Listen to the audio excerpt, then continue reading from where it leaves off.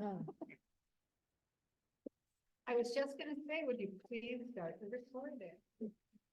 Good evening. I'd like to welcome you all to the Whatcom County Ferry Advisory Committee meeting. And I would like to welcome as well our guests from KPFF that is advising the county about the ferry project. I'd like to welcome from the county, Roland Middleton and James Lee. James is the engineer and project manager for the ferry, and Gary Poole, our senior master, and Roland from Public Works. And I would also like to welcome the community and our big community on Zoom that's joining us as well, and all of our committee members that are here tonight, as well as John Scanlon, one of our county council members who's here joining us tonight. And I think we have our entire committee except for one member who's traveling. I gotta mute this. Why don't we begin with a call to order by me and a roll call. Janice Luttrell. I believe Janice has traveled. Rich Fry. Aye. Pam Gould here. Diane Harper. Here. Todd Legacy. Here. Carol Lant. Here. Thomas Philpott. Here. Catherine Shornick here. Great. Now we're going to take a minute to salute the flag and then have a moment of silence as we bring our best selves to this meeting today. I pledge allegiance to the flag of the United States of America and to the republic for which it stands, one nation under God, indivisible, with liberty and justice for all.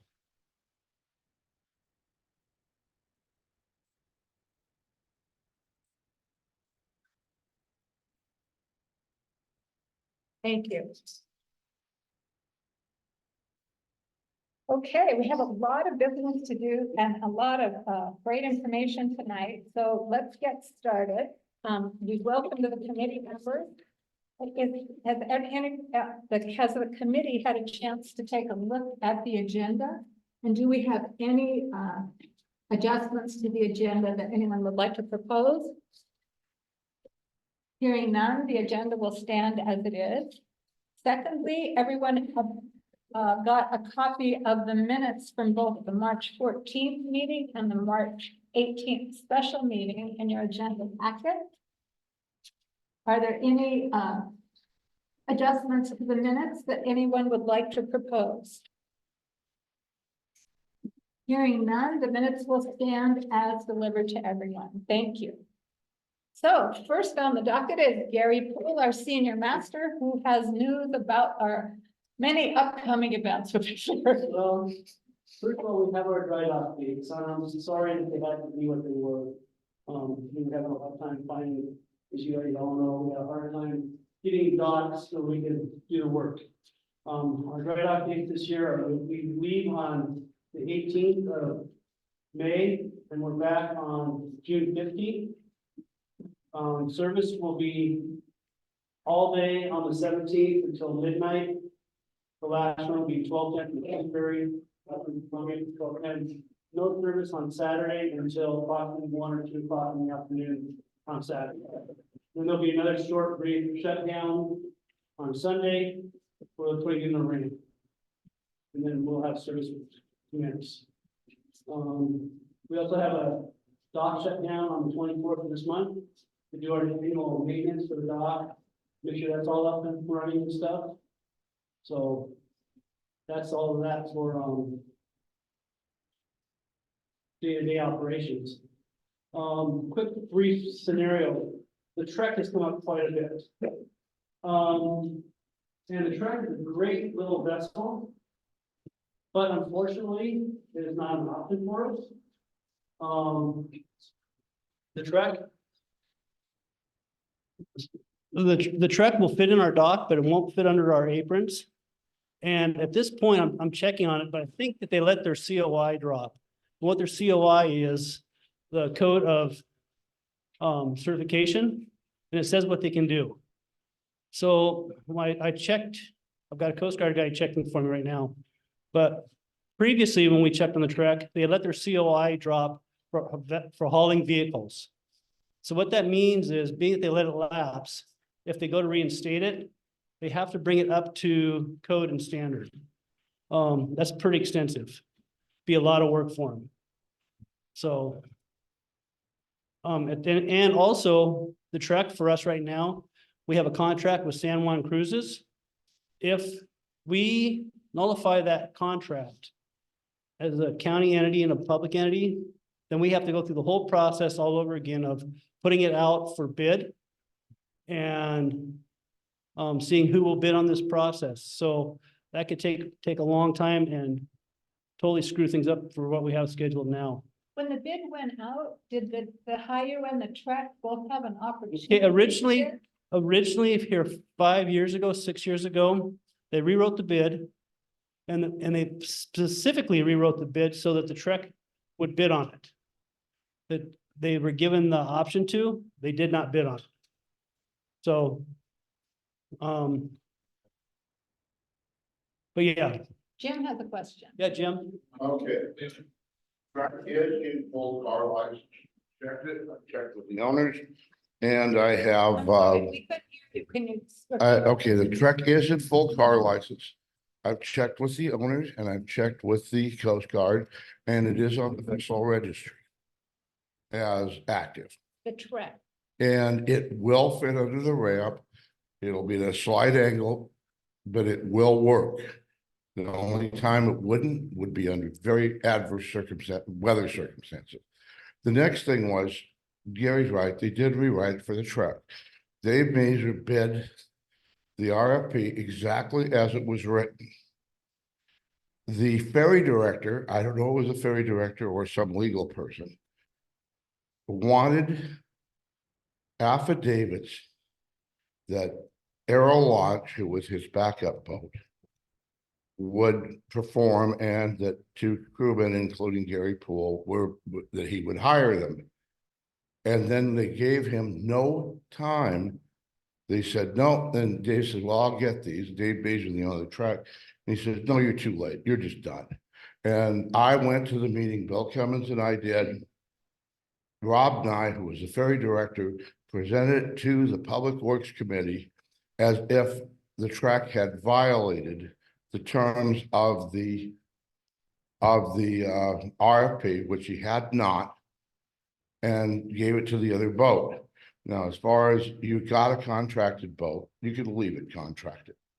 You could ask for a reduction because if they don't work and they stand by, or you could pay them. We'd still have money left over if we paid the track, because the amount of money that this dry dock costs and the amount of income it brings in is almost nothing. That with a 16 car boat, you could make some money back, and the other guys could be paid to stand by it in one way or another. And if we got on it right now, they do the bow modification, which was a couple strips of this high temperature plastic stuff, so it would fit the docks better. I had drawings, I cannot find them, but we could take it 2 hours and we could make the drawings again. We have to go measure the dock and put down the pilings, and I've got the deck plan of the truck, and I can show you how it would work.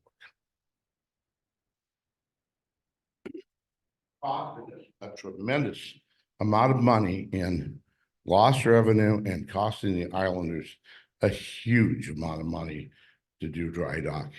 And every year the population gets older and older and older. I remember at one of the WCFAC meetings I was at before I was on it, there was a 90-year-old lady who lived in the Scenic Estates, and she had to go stay with her daughter for 3 weeks, and she was almost crying. Says, why don't we just get a car ferry to take this over? I don't want to move. And that's where I'm coming from.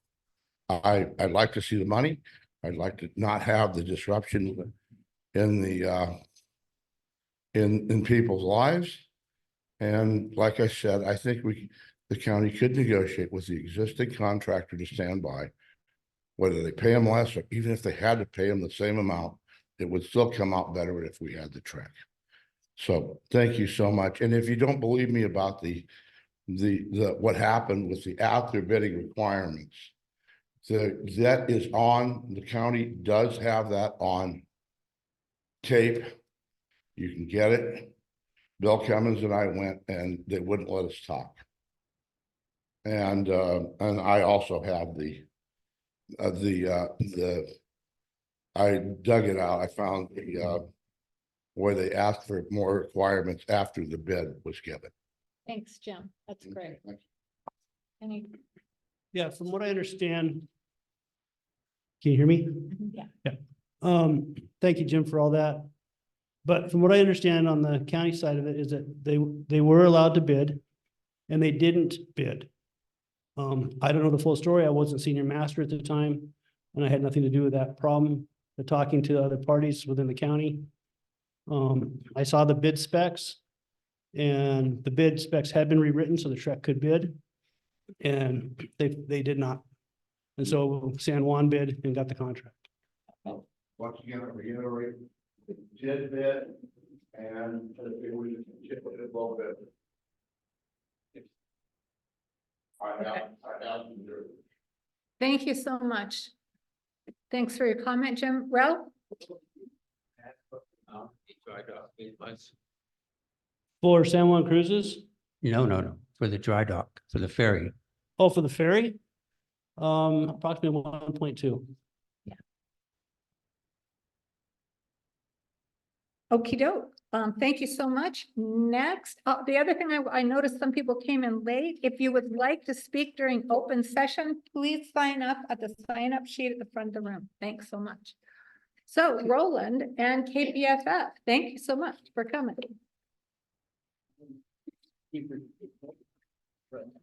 Generally, the speaker doesn't need to.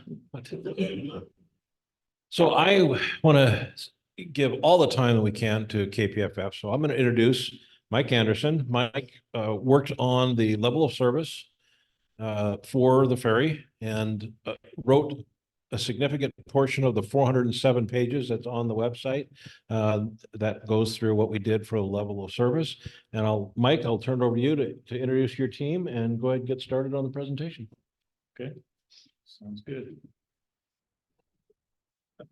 First, I'll just let each of us do a little bit of an introduction of ourselves. So as Roland said, I'm Mike Anderson. I'm the director of the Marine Transit Consulting Group for KPFF. I've done that for a little over 16 years. We do focus on ferry systems all around the nation. And so from coast to coast, we're working on the ferry systems. Besides that, prior to that career, I had 34 years at Washington State Ferries, where I started on the deck plates and the terminals, selling tickets, directing traffic on the deck and working my way up through the system, where I eventually became the director of operations and then the CEO before I retired at the end of 2007. So I've had a full life of ferry systems and I continue to do so and enjoy it so much. So thank you for letting us come up here tonight and talk to you. I'll let each of the other members of my party introduce themselves. I'm Kelly Westwing. I am a planner in the Marine Transit Group working with Mike. I was also part of the team for the level of service study previously, and I am project manager for the ferry replacement project. Great. And If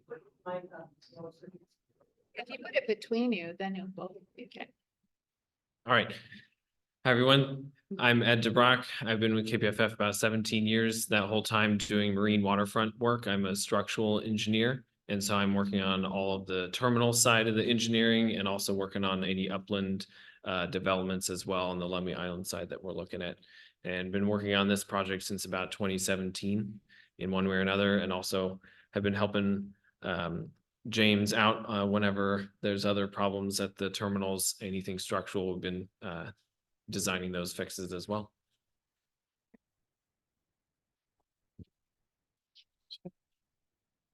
So just quickly, you can see the agenda that's for our portion that's on the screen. And we want to quickly get to the construction phasing and the considerations. That's what's very important for us to get some information out to you and some feedback back from you, which is what we're really looking for. So, but we do want to spend a little bit of time. Not everybody's been involved in this project since the beginning. And so we'll just do a quick little bit of background and project update before we get there.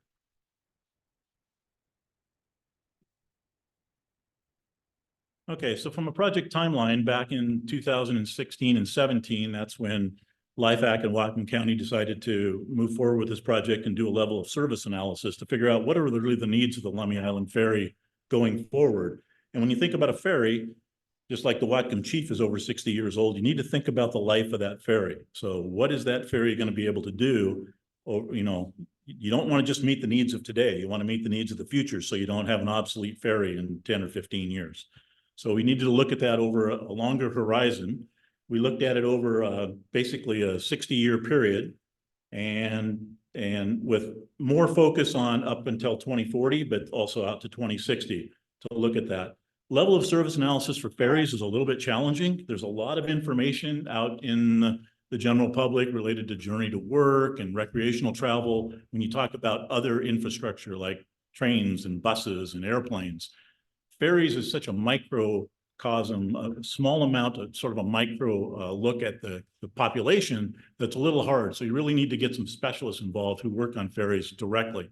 We actually engaged someone from the East Coast who does this all over the nation, and he helped us with, his name is Pierre Villain, and he helped us with the level of service analysis to do that. So as we moved forward, you know, we wanted to make sure that we did something that, you know, again, like I said, met your needs, but also then as we did that, as we got into further down the line, we used that information to help with the, you know, going to funding plan, the grant applications. And I must say, we were very successful and Whatcom County's been very successful in getting the $25 million through the RAISE grant and another $10 million from the CRAF. So those are the kind of things that we did to get started on the project and take it to this point. So again, I mentioned a little bit about the level of service, but you know, what I really want to talk about is that as we move forward, you want to make sure that you minimize all your risk of operating costs going forward. So not only do you look at sort of an unconstrained level of service, in other words, you know, if the boat didn't have a capacity issue, how many people would be coming to the island? And so we looked at that, and generally over the course of time, you know, the increase in traffic was looked at as like 16% for vehicles and 40% for passengers up until about 2040. Now we all know, and people will say, well, what about COVID? Yeah. COVID's changed things. Yeah. It sort of resets the base. Well, we do this all over the nation, and that, well, that's true. What has happened is a lot of the folks who are everyday commuters have changed their pattern of travel. They don't go every day like they used to. There's a lot of emphasis on Tuesday, Wednesday, Thursday, not as much emphasis on Monday and Friday anymore. But the more recreational traveler, the discretionary traveler who's going to the doctor appointments, or even the tourists or family coming to visit, they've actually sort of come back to the pre-COVID levels all across the nation. And again, the other thing I want to emphasize about the level of service is, you know, we're trying to look at how do you balance that capacity against the operating costs. So what level of service or what size of vessel do you really need? And I want to emphasize that that's probably the hardest decision that any operator makes, is picking out the right size boat. You don't want to get a boat that's too big that runs around empty, but you also don't want to get the boat that's too small and becomes, like I said, sort of, you know, out of date too soon in its lifespan. So choosing that right boat's important. One of the parameters or constraints we put on it is you want to make sure that you don't increase your operating costs. So we wanted to make sure that we didn't pick a boat that was any bigger than that allowed yourself to keep a crew of 3 on the vessel. If you get too big, your crew level, the Coast Guard's going to require you to have a larger crew, and they're going to go up to 4, and your operating costs are going to go up. So as difficult as it is to find capital money, we've been successful in finding some of the grants to help with that. We all know it's really hard to have the operating funds every year and to keep dealing with that. So you want to lower your operating costs by lowering your maintenance and keeping your crew costs as, you know, basically under control as you can. And you do that mainly by the number of bodies that you use. So we looked at all that, and again, you know, there's so many other things that go into picking the size of the boat. You got to comply with all the U.S. Coast Guard and safety and ADA standards. You want to make it ADA compliant. Throughout the course of the project, we came up with looking at something, we wanted to move towards carbon neutral.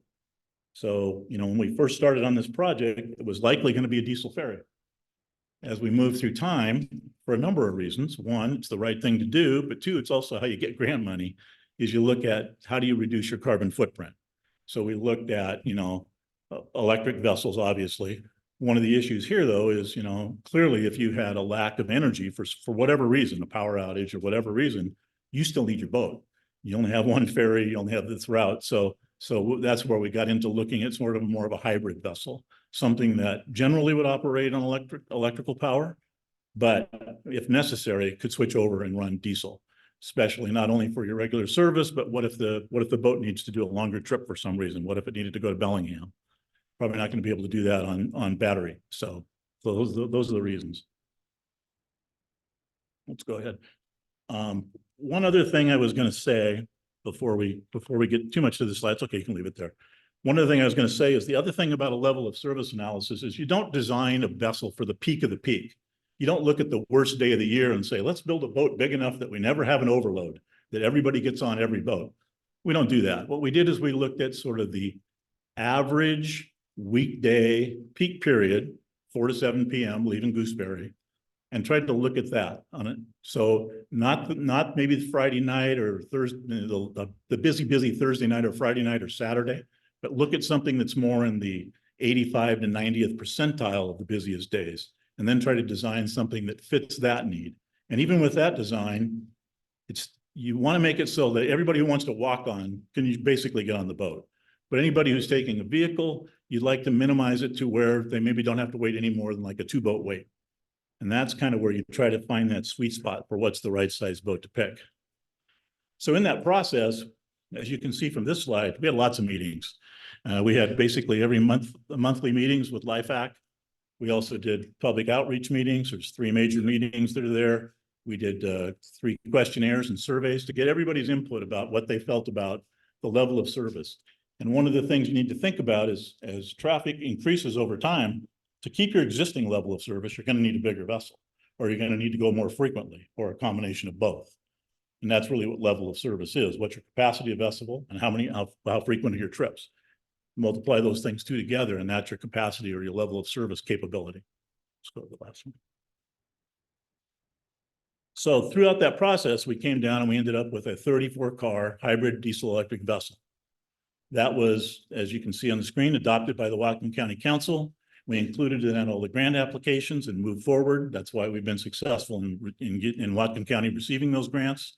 And certainly, you know, that's how we got to where we are today. I'm very comfortable with that recommendation as far as the size of the vessel. I think it will fit the needs when you try to think yourself out about 60 years. And you want to make sure that you do that in a way that you know, again, takes in the consideration of how much money you're spending on this vessel and what the operating costs are, but doesn't make it antiquated too soon.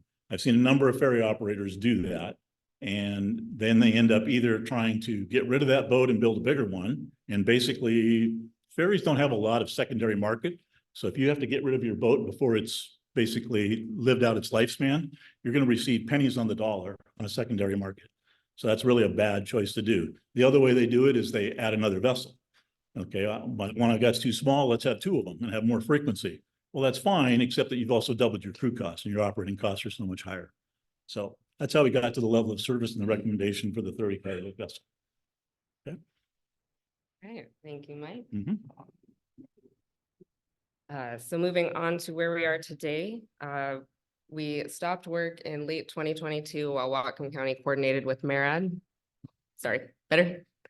Coordinated with MARAD on the grant funding requirements, and they put the project out to bid late 2023, and we were awarded the project and started up in November.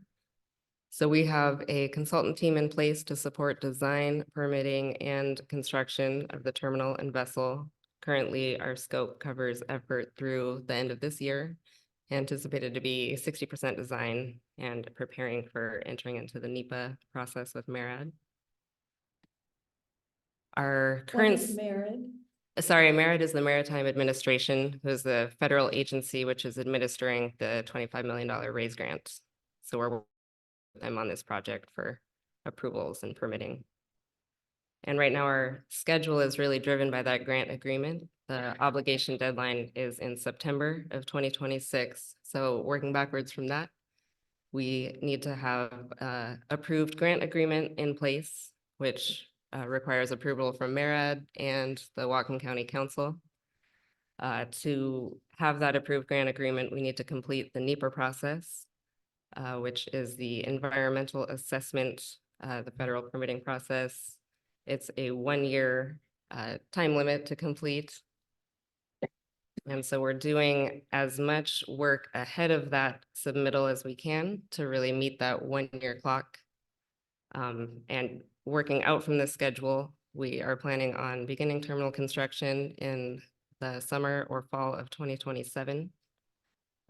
Targeting to complete work in 1 in-water work window and have the vessel in place once the terminal construction is complete.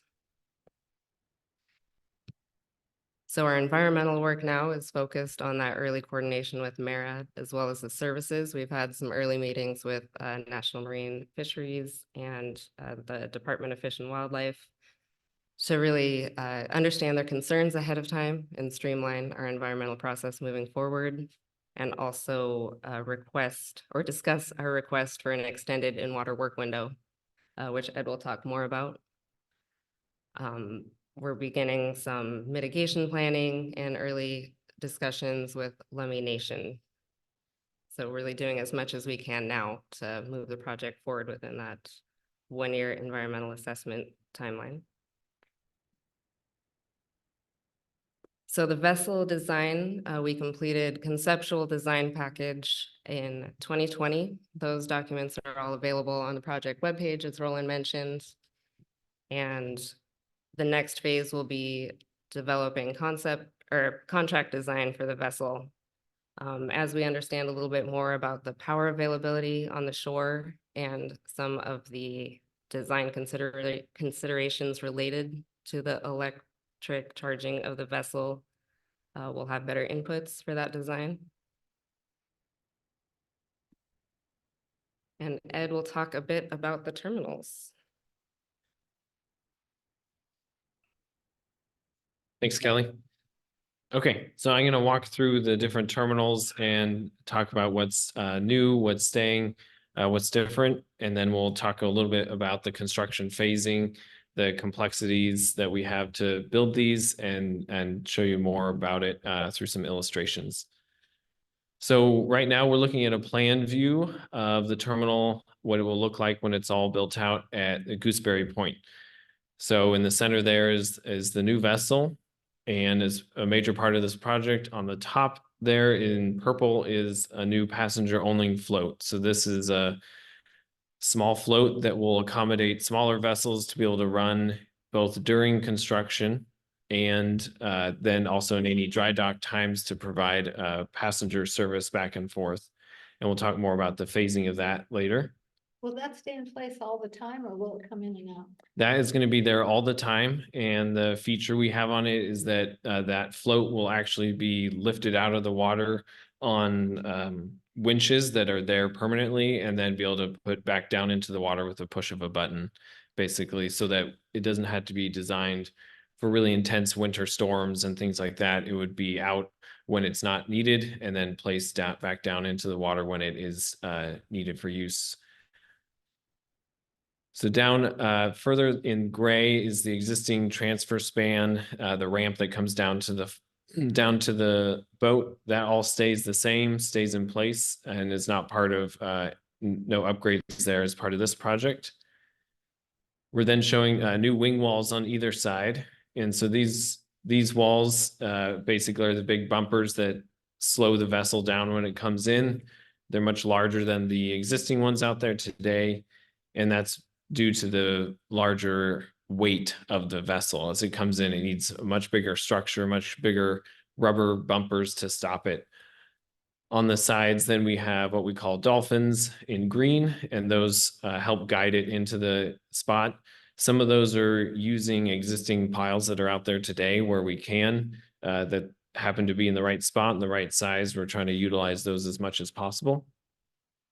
And so we have 4 of those on the Gooseberry side.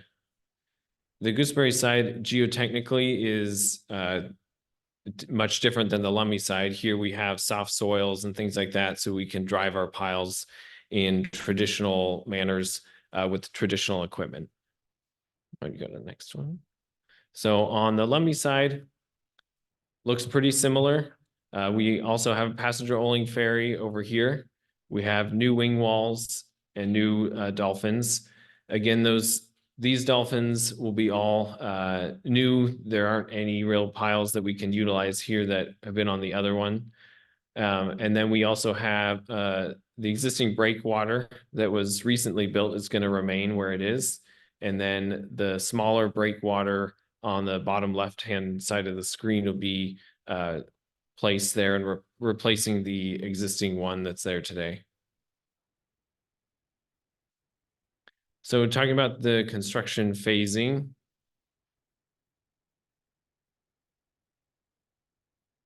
Approach. So the concept we're right now is that the passenger only ferry terminal on each side would be built first. So that would allow all that would be built while there's service running with the chief. And then once that's built, then the rest of the construction would be would start while passenger only ferry service is ongoing. The construction would be going on at both sides at the same time to optimize how fast we can get this done. We've been working with all of the permitting agencies already to make sure they're aware that that's the approach to the project. It's not just one crane working back and forth or on one side and 1 year the other. It's hit both as fast as possible to get it done as fast as possible. And then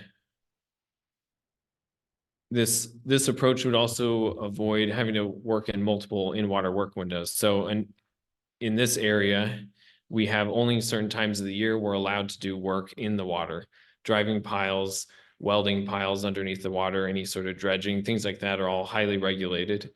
And to reduce impacts to fish and other environmental things, we can only do it during certain times. So we're really crunched on when this work can happen.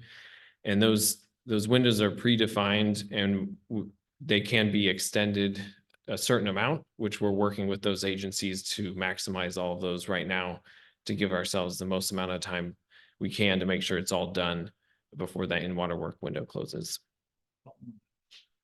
Yeah, so the current windows that they are today are August 1st through end of January. And we are pushing to extend that to start in the 1st of July, and then possibly on the back end extend into mid-February. The front end is most advantageous for us because we would have better weather for cranes and other operations. On the construction contractor side, if they have winds that are too high and things like that, they often have to shut down and lower their cranes. Also, we have more daylight hours. And so for all of these types of projects, like when the wave barrier just went in recently, they could only work during the day for doing in-water work, because to comply with the Marine Mammal Protection Act, we can only do that work when we can observe the area to make sure that there's no marine mammals in the area that could be harmed from pile driving activities and noise in the water. And so that means we have to work in that window and we have to work only during daylight hours. And so there's obviously a lot more daylight in July than there is in February. So that's another reason we would push there.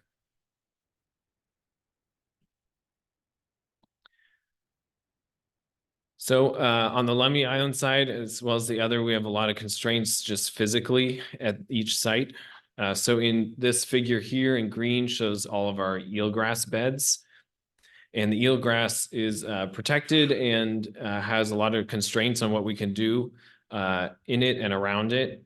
And then also we had to work with all the impacts that we will end up having to it. So just like leaving. Is this the Lummi side or the Gooseberry side? This is the Lummi side. Lummi side. Yeah. So just like leaving a piece of plywood on your lawn that kills the grass, the same thing happens with eelgrass. So if we leave a barge over it for too long, it'll kill it. Also, lots of barges, the way they hold themselves in place is they have pipes, we call them spuds, that drop down into the mud and hold themselves there. We can't do that in the eelgrass necessarily. So we'd have to do, have anchors that go really far out, or basically minimize the time that we have a barge over the eelgrass. So that's a major consideration. On the Lummi side particularly, both sides really though, water depth is really challenging outside of the slip. It gets very shallow, very quick outside of the slip, where we would want to potentially have barges and things like that to be working. And so having them outside of it is also really challenging. And then we talked a little bit about the pile driving restrictions. So only in daylight hours during those in-water work windows. And then there's also times if say a marine mammal does show up on the site, we have to stop work or stop that pile driving activity until that mammal leaves the area. And so those are types of things we have to account for in our schedule, making sure that we have so many marine mammal delays accounted for ahead of time so we don't get ourselves into a pickle with a tight schedule.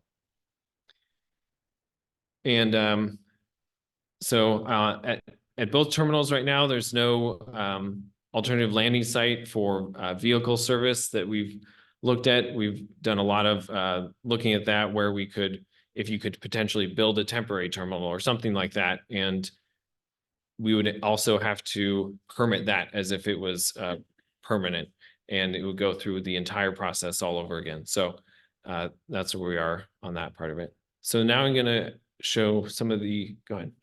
One thing you mentioned earlier, Ed, and I want to make sure you talk about it. Can you talk about the type of pile driving that you would do on the Prairie side versus the Lummi side? Yeah, so we'll hit on that here in a second too. But at the Lummi side, we have a lot of rock, as you can see at low tide. And so that means we have to drill holes in the rock and build rock sockets is what that means. And so that's a different type of equipment. We have drill rigs mounted on barges of multiple kinds. And so I'm going to explain some of that here in the next couple slides. But I first want to walk through the phasing here.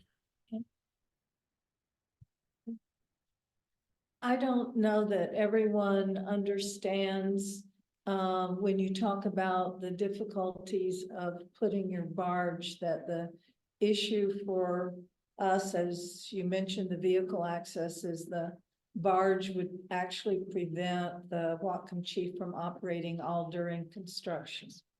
Yeah, so I'm going to show you some illustrations here that I hope will help talk about that. So on the Lummi side, Yeah. Sounds good.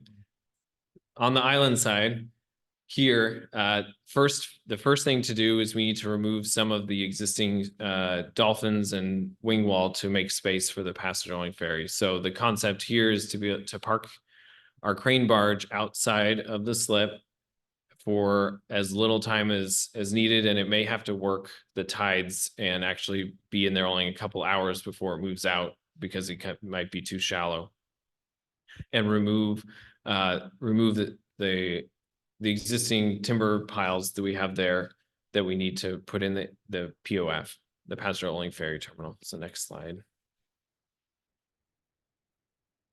So then the crane barge will work to install that passenger only ferry float. So we have the float shown there with the gangways and catwalks, basically a pedestrian bridge to get out there. And that those piles have to be driven in rock with the rock sockets, and some of them can be driven in traditional manners as the rock dives off as you move away from the terminal. And then from there, we would move the crane barge inside the slip, and the passenger-only ferry could be operating while the crane barge is in the slip and wouldn't have to move with the tides. It wouldn't be impacting eelgrass. Excuse me. And it could then reach all of the different structures that it needs to in one spot and create the most efficient construction sequence to remove all those existing structures. A question. Where exactly would the passenger ferry be pulling in? It'd be on the Right there. top right-hand side of this So they're photo. gonna be, this is the Lummi Island side, and they're gonna be pulling on the South, I mean, north. the side, north side of Yeah. the end of Right. that. Right there. Is it? Pretty shallow. So on the next phase would then be to install all of the new wing wall piles, the dolphin piles. And as I was talking about before, we would need specialty equipment to get those wing walls in. We have likely 3-foot diameter piles going in that need to be drilled in. And your typical operation for drilling has a drill rig that can reach your pile right next to the barge. And we saw that operation being done when the wing walls were put in, or sorry, the wave barrier was put in just a few years ago. However, for these wing walls, they're so far back in really shallow areas. We would need to have a more specialty crane and drill rig to get back there to install those piles. The only other way we would be able to do it is if we completely took up the entire area with the crane barge where that passenger only ferry is and built a trestle out to it, basically a temporary pier to drive out onto there to build it, which would be much more expensive and time consuming to do and wouldn't allow us to run that passenger only ferry service. So there are companies locally and around that can do this type of work that have the equipment we need to. And so we've been talking to them and making sure along the way, we're not designing anything that's not constructible or possible to put in. Go to the next one.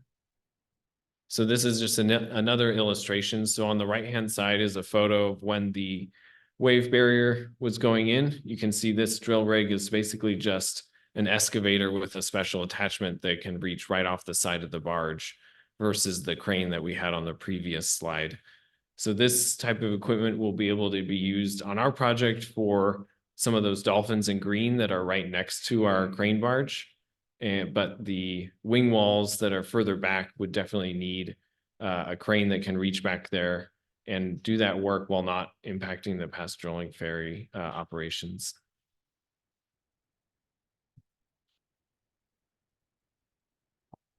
So this is something that we definitely wanted to bring to your attention and talk to you today. We are going to work closely with Gary and the crew as we fine tune the details around the construction phasing and a really detailed construction schedule. But there will be times when the infrastructure that the Whatcom chief needs to land will not be in place. Those dolphins that let the vessel come in safely and vehicle service will not be able to operate for extended periods of time. So we really want to plan ahead.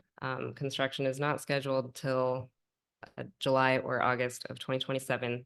And we want to work with the Ferry Advisory Committee and the island community to understand what the service needs will be, what the biggest concerns and potential issues are during the construction and the vehicle service outage. Understand what potential emergency response to be prepared for and the best ways to support extended periods of walk-on passenger use. And Public Works will work to coordinate with services and support the islanders as much as possible during this time. And that's why we're interested in starting now, so we have plenty of time to prepare. And we also want to get feedback from this group on the best way to have this conversation and get detailed feedback in the coming months, whether it's online surveys, more community events, working with you all to get feedback from neighbors and everyone that will be affected. And can I ask you to start with a conversation? I think so. I'd just like to know, what is the range of vehicles service outage, the range, the short and the long end of that range that you are anticipating? Is it 6 months, 3 months, 2 months? What's your best estimate now? We haven't heard that. Yeah, so the construction window that we have right now is about 180-ish days between that July to February. And so that's our target, is to try and get it all done within that window. And so that would be the potential shutdown would start sometime likely if we start work in July, then our shutdown of vehicle service would likely be sometime in August after those passenger only ferry terminals are closed, are built. And then we would open back up after construction in that late January, February timeframe.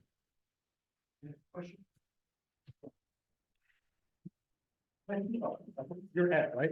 Yep. I think they're for you, Ed. I wrote them down so I can be very precise. How much money would be saved with the existing marine infrastructure could be preserved by modifying the design of the new ferry so it could fit in what we have? And then we don't have to deal with all the environmental difficulties you pointed out and discussed here tonight, like eelgrass and marine mammals and all of the huge disruption to the island's ability to go back and forth during the construction time of the new ferry. Well, I wouldn't say I could answer that clearly without studying it. I'm not confused. Well, I don't know without going back and studying it and looking at what the cost is of the existing infrastructure right now. But I will say on the island side, it's at the end of its design life, all of the timber dolphins we've been repairing the last couple years just to keep on keep working right now. Yeah. No, but I guess the question is, well, could you then communicate to the leadership of BlackRock the dollar amount that would be saved? None of the marine infrastructure will alter in order to be able to accommodate the new ferry by way of redesigning the new ferry so it would fit in what we have. That's question number one. And if you could get that answer to WCFAC so it could be distributed to the community, we would be very grateful.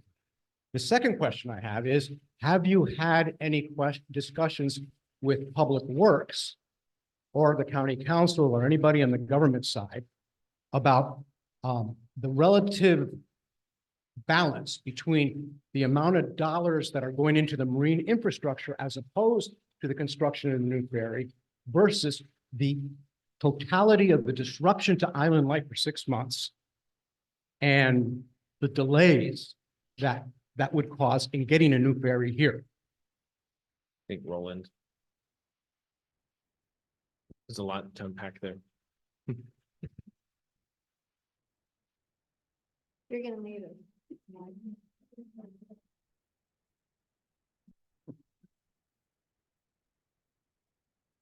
I guess the short answer is no, but discussing the totality of the impacts, what figure is that? Construction projects discussed Yes. consider environmental impact. I'm talking about a human impact on the island community in its totality. I want to know how and to the extent to which our government has balanced the disruption to that over and against the cost of doing it. And if it's worth it. Because what we're up against here is the enhancement in size of the boat, basically, right? And if the boat were not, if we didn't have to enhance capacity in order to require marine infrastructure to be changed, and we could build a new boat that's got a green footprint or reduces our carbon footprint that fits an existing infrastructure, then we would have a new boat faster. We wouldn't be disrupted for 6 months, and we wouldn't be hitting the taxpayers with so much cost. You're assuming that we could build a boat that comes anywhere near the level of service that is the same physical footprint and weight of the chief.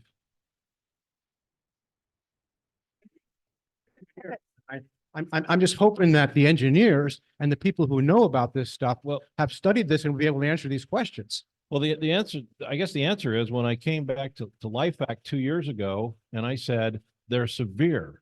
The impact to the community are severe. And that's why we need to start talking about that. And that was 2 years ago. And we're finally getting to this point. So the actual balance of it also needs to take into effect that the chief may not last 5 years. And so one of the things that backing up and redesigning the boat we may not be able to go and get funding for a new boat to put out there while the chief is still making it.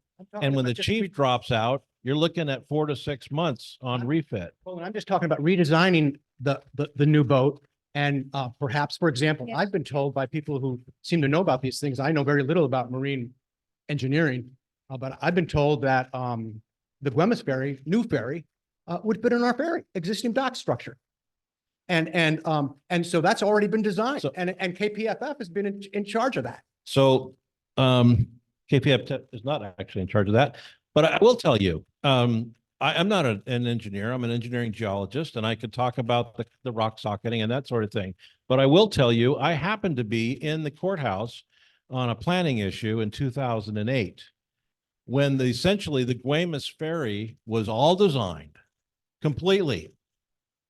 Had a side house, looked like a barge, ready to go. The state had it all paid for, ready to go. And about 200 Lummi Islanders showed up and said, no, that's not what we want. It's not what we want. And the council backed up and said, well, if that's not what you want, okay. We gave all the money back to the state in 2008. We wouldn't be sitting here right now if we would have built that boat. One of the. No, what I'm telling you is, Some of the you're committee asking- members have questions. you're asking, why don't we just build the Guemes boat? We've got the design. In fact, the hull, I think, is sitting in Richie's barn, the old hull. And it looks just like the Guemes boat. So then that's why, instead of moving forward in 2016, when I was asked to work with LifeAct in 2016, I asked the community, what do you want? Because clearly you didn't want the Guemes boat, because that was rejected wholesale. So what do you want? Because I don't care. Other than coming over here, I don't ride the boat. So what do you want? Okay. And then we went through the whole level of service that Mike walked through, and that's where we came to that. So, and I understand now, you wanted to know. We have committee, you're fourth in line, so have a seat. I'll get to you. First, we've got committee members who want questions, who have questions as well. We will get to you, Jim. Carol, you're first. My question is, I think. Everyone can hear me. I'm loud as all heck. My question, is that better? Okay, my question is, am I hearing from this lovely group of people over here that the current pilings and dock and infrastructure that's being used with the Whatcom Chief, not only is the ferry wearing out, but a lot of those pilings are needing to be, so there's a need for a bunch of new construction anyway, is that? Yes. Is that what I'm hearing? Yes. So, okay, I mean, it makes more sense than to do a whole new, I mean, it just makes more sense. Okay. And then, yeah. So I think what Peter is alluding to, and which has never been discussed in this whole process all these years. Okay, well, I'm talking. Can you hear me? Hear me? Okay. So what we're talking about is a socioeconomic impact statement. It's very common along with any kind of environmental impact statement. And I'm not aware that one has been done in this case. So that's question one, is we're talking about major impacts on this community. And that adds up to measurable costs, and those count. So they need to be counted. The second issue is there's been a great deal of discussion in the climate committee and among people on the island about how long is Gooseberry Point going to be a viable terminal? In your study, you talk about 40 years, 60 years. We're already experiencing flooding of Gooseberry Point, and there's a whole lot of reason to believe that that's going to get worse and worse. So if we're going to build this kind of very expensive new infrastructure for a very large vessel, two questions arise. One is, how long will the vessel be able to go to Gooseberry Point, or to go to Gooseberry Point as its terminal? And if it has to go somewhere else, Obviously, it's too small to go back and forth to Bellingham very often. And there's some talk, I understand, in Public Works that one possibility is to dredge a channel up the, let's see, north side of Gooseberry Point to up the Red River, which is an estuary. But the bottom line question is, how long is Gooseberry Point going to be a viable docking space for this vessel? So that's the other question. October 12th, 2046. 2046 is what they estimate. That's when the lease runs out. Oh, And the Lummi Nation has told us that's when the lease runs out. So the Lummi Nation did a study to show that the new terminal needs to be moved over to the point and come in the north-south. And if you look at the raise grant application, in fact, there's a Tiger grant application, 2015, submitted by the Lummi Nation, and it shows the new terminal location. That is one potential location there, but the current location is October 12th, 2046. So right after this, one of the jobs that I have is to start the process on all the environmental permitting, looking for funding and everything else to move that over. And we're working with the Lummi Nation Planning Department right now to look at those feasibility studies and help with the Bureau of Indian Affairs funding to actually get it moved over. So we're not having to go to Fairhaven or even into Bellingham. That's very interesting. It doesn't address the issue of how long is Gooseberry Point going to be viable physically, environmentally, floodwaterly. So as far as the flood vulnerability assessment, if you take a look at that, which I believe is on the climate change website, Okay. and all of you that experience driving over through there at the last king tides, Yep. will be experiencing that on a more regular basis. That's right. So I don't have a quantified number for you of twice a year or 16 times a year, but on a more regular basis. King tides will be an absolute problem. Roland, what I'm trying to get at here is if all of this investment is going into this particular project, this particular vessel, and these very beefy, very large, very high impact social cost to build terminals, it's important to know how long Gooseberry Point is going to be a viable place to land cars that can then drive somewhere from Gooseberry Point.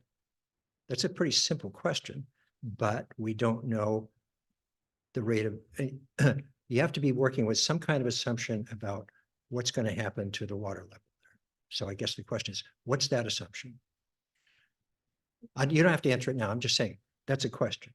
That's important. Yeah. And the other question is, what's the value, some kind of monetary value on the social impact, not just on the inconvenience of people that live on the island and the businesses that live on the island for going 6 months without a car ferry, but what about fires? What about healthcare? What about all the things that people need to do? Ambulances. Mm-hmm. So if those numbers are somewhere, then I'd be happy to have a reference to where we could look at those. We don't have those numbers. For one, as you may recall, all the way back even 2 years ago, but wanting to get with the community to start addressing and at least listing those out. We don't even know the impacts yet from being out of service. As I said, it's going to be significant. I don't have quantified numbers on significant, but we recognize it absolutely will be.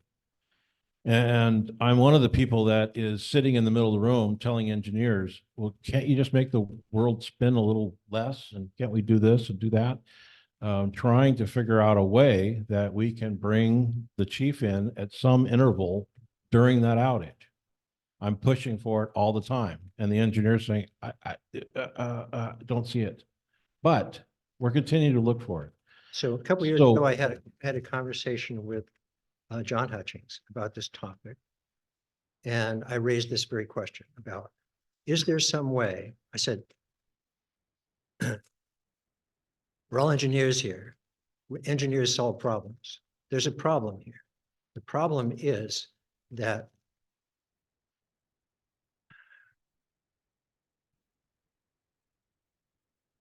these things have impacts. And anyway, so I asked him if it's possible to schedule those things out, to do them in chunks. So that there'd be, in my vision, it was no more than 3 or 4 weeks at a time, the same way as we do with dry dock. And what I'm hearing is that's not possible. And so is that the truth? That is not possible to phase these things in some kind of way so that you can do some work and then you could have a car ferry come back periodically? Yeah, so we spent a lot of time trying to figure out a way that we could build this in a way that you could, work a couple weeks, bring in a boat, work a couple weeks, bring in a boat. Or even a month. Yeah, many different iterations, many meetings that this whole group has been in working through that.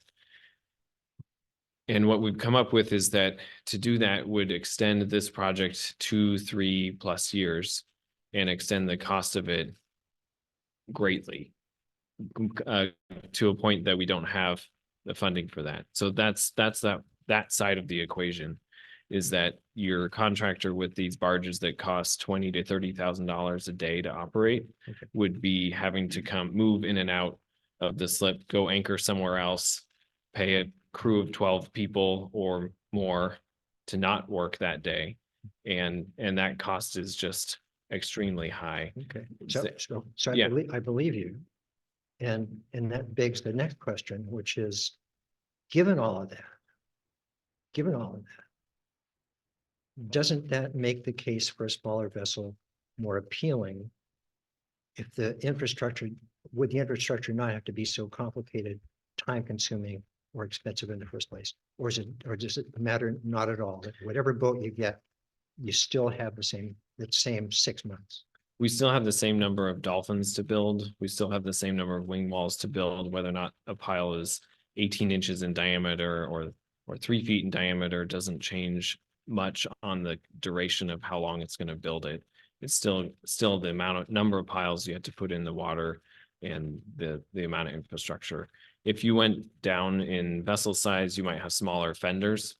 You might have some things that are a little bit smaller, but overall, you still need to replace all of those structures, especially on the island side where they're all falling apart right now. I really didn't want to hear that. So, But thank you. thank you. Kathy. So I have a couple questions real quick. When you mentioned, I think, Ed, you were talking about that work could only occur during the day, daylight hours. So probably a dumb question, but when you see work happening on land, a lot of times it's going on at night with huge lights. Is that something that's not possible in this project? So we can do some work we can do like welding work and barge moves and things like that at night. What we cannot do at night though is working with driving piles and things like that, because the areas we have to observe are miles. So we'll have boats out in the water or typically watching for whales and other mammals. Yeah. Have to see, okay. Yeah, I have a project in Alaska in construction right now. We have 2 boats in the water 4 miles out watching for whales at all Interesting. times. Okay, and so assuming that there will be delays along the way, then what happens? If you get to the end of the 6 months and you're only 7/8 through, what happens? Yeah, so we You would? yeah. So at any stage of a project in construction, we've been working closely with James and his whole team on what is contingency plans. It's not like we get there and like, oh no, you know, it's being evaluated continuously throughout the project. Where are we on schedule? How are we doing? What's the contingency plan? And what is our risk? What are the major risks that we're looking out for? And what are our contingencies? Always thinking ahead and being prepared for that. So that's certainly something that we would be dealing with and have backup plans for what we could need to do. We also are going to be telling these the contractor, like, you need to get the wing walls done first, not one of the easy dolphins out in the water, because we know that to run any ferry we need wing walls more than anything, things like that. So I don't know if you understand. I don't. Only thing I'll add to that is, again,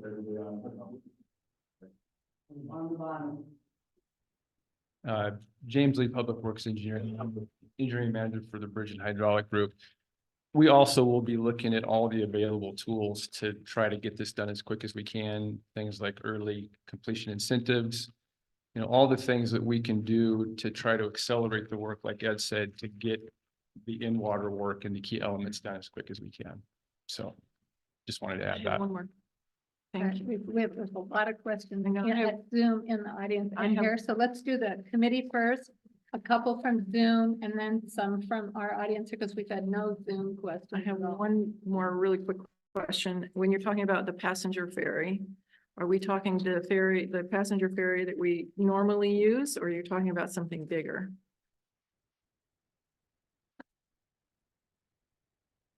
When we get to that phase, it'll probably be, go out and bid. I don't know. Sorry. So when we get to that phase, it'll be out to bid like we do with dry dock. So whichever company we will specify the needs and what'll fit those docks. And then we'll put it out to bid, and hopefully we'll get quite a few choices. Just to let you know that when we go out for bid just for the dry dock alone, we have very few choices because everybody's out doing their routines with their other vessels. So it just depends on who bids on the job. We will specify what we want, say 50 passenger or 100 passenger vessel. And it's just gonna be like the dry docks. We hope we get some good responses.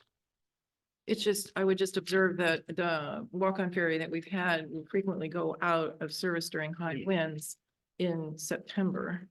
And so when you talk about getting into, you know, more extreme weather, it just seems really unreliable. Yeah, Diane. Kind of a related question, the subsidiary docks on each side that are to handle passenger vessels. What size vessel can they handle? I remember in the 80s, we sometimes had what looked to me like ocean-going vessels that could hold, 150 people or so forth. And so I look at that dock and I really wonder if it isn't going to constrain how many people can go back and forth. Yeah, that float that we have shown there is 60 feet long, I believe. And so that can accommodate vessels that are much longer than that. The current King County water taxis are much longer than some of the docks that they pull into, for instance. Yeah.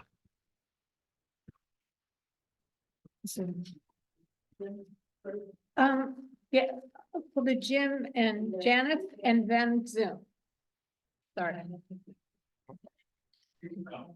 Okay. We're gonna try to keep this as Jim quick as Dickinson, possible. yeah. There's a lot of questions. I have lived here for 73 years. The docks that we have right now were built to accommodate what I call the egg beater, which was the Voigt Schneider Drive 2008 ferry. The current design is not much different. Yes, they're gonna be, if the batteries go forward, it's gonna be a lot heavier. But other than that, they would fit. You have In a fact, question? on the Lemmy Island side, the High will fit, which is 63 feet wide. And so the docks, yes, we know they need repair. We know the wind walls need augmentation. But that, I think we can work with what we have and do that. And the other thing is, there's another way in which to get the ferry design we have now. Is essentially a 5-lane ferry, but the 4th lane, the 5th lane is full of club lounge or crew lounge, toilet, lockers, and everything else. You can lock 20 feet off that design and move the club lounge up to the 2nd story and the bathroom, and then move the lockers around, and you'd only need 4 car spaces in the 5th lane, and it would be 20 feet shorter and considerably cheaper. Now, I have an issue with a number of issues with the propulsion and the underneath the bottom layout. It is not an efficient design, and we need to fix that. But that can be done. Now, as far as the pilots, the existing stuff is there. You tie the pile driver to it, and you build the next wall. And then you go out to the next wall and you reach over and you yank the old one out. And so I don't think we need to, the disruption can really be kept to quite a minimum with some planning. I mean, I look at what they did in the Second World War and how all the stuff they built, ports, everything else, with a much smaller population and much less engine, and they got it done. Thank you. And there's no reason. Janice. So Janice Holmes, I live here on Lemmy Island, and I have several questions. And I expect answers tonight, but things that I think need to be addressed. And the first is channeling a former island resident who passed away, Polly Hansen, who came to several very meetings over the years before she passed away, and she would always have, what are you gonna do about the And I want to panel Polly Hansen to this group and say, what are you going to do about sea level rise? I understood in your presentation that you're not making any substantial modifications to the gooseberry elimination side. And yet already there are times where it's underwater. Now, Roland says the drop dead date is 2046, but it's likely that dock will be underwater by then. And so doing a modification, doing no modifications now for a dock that is already underwater at times of the year is not cost effective. Next, on the disruption of car service to the island, you're also, I haven't heard any consideration given to the disruption to the residents of Lummi Nation. Right now, we're going to manage a 1-month dry dock by parking in people's front yards, paying these people. And what are we going to do for 6 months? Are those residents going to want us to park in their yards for 6 months? I don't think so. And if they do, they might want to charge a whole lot of money that a lot of people out here can't afford. And Roland, I hear you say you tried 2 years to get this conversation going on the island. Tell us what you need. Well, let's be real. You're the county, you're Public Works, you're the road department. You're closing our road for 6 months. You should have some idea of what we might need when we don't have a road. You closed a road up to Mount Baker for 2 months, and there was a huge outcry. Think if you closed it for 6 months and said, by the way, there's no detour. So I don't think there's been enough planning for either the island side or the Lummi Nation side for the total disruption of way of life on both sides.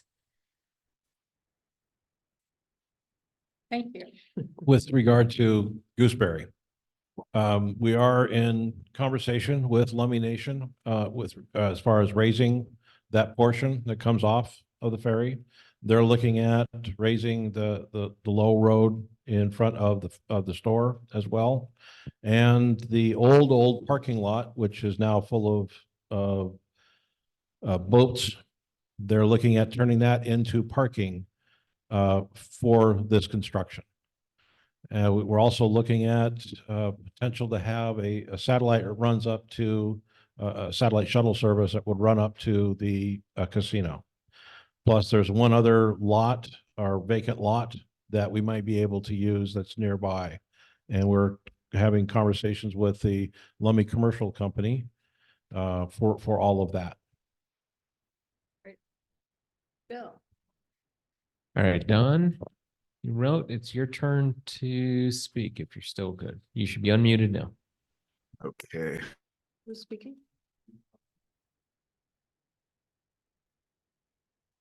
Well, let's see, try him again. All right, Don, try again. Boom. Hey, wanted to ask a few questions, Don, folks. could you introduce yourself? Sorry. Oh, I'm sorry. I'm Don McHouston. I live in Isle Air. Can you hear me? Yes, we can. Okay. Hey, so Janice has gone over it. The other gentleman has gone over. I have strong concerns with regards to Gooseberry Point. I have concerns with regards to the boat being delayed.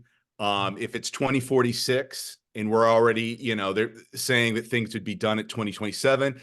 Let's say the boat's not done in 2027. So do we have a really short lifespan of that dock at Gooseberry Point? So that's just something I want to put out there. I don't know, are you planners, the county, are you guys familiar with us trying to get a small public emergency dock on the island side or not? That's you guys, or? Yes, as far as the emergency part, that's why the passenger only float was added to this design. Okay, but will that be in, will that be staying after everything is done? The point being is there's been folks when the ferry's down, folks on the island are now trying to organize a public dock kind of near our restaurant. So I don't know if that's being incorporated, a permanent public dock or not. And if it's not, can that dialogue happen where we're building something at the same time as we're doing all of these other upgrades? The dock that's being proposed is a recreational dock, as far as what was being proposed by the other group. This dock will be available year-round for emergency services. So the crew and the fire department will have access to lower it down. And that's why all the generator or the gearing thing will be there, so it can be lowered down. It will be a recreational dock. Okay. And then this is my other question. Other folks have asked the questions I've been interested in. Just when this happens, if we have a 6-month span without a car ferry, can we look into a better passenger boat? I say this as a pet owner. I know Gary has a dog. You've got to come and go with goods and stuff. The problem is our passenger ferry right now, you got to be at the back of it and you're just sucking down diesel fumes. We will look into the options we have at that point to make that as good of vessel as we possibly can. As I was saying, is that when we put that out to bid, it all depends on who is interested in doing the service.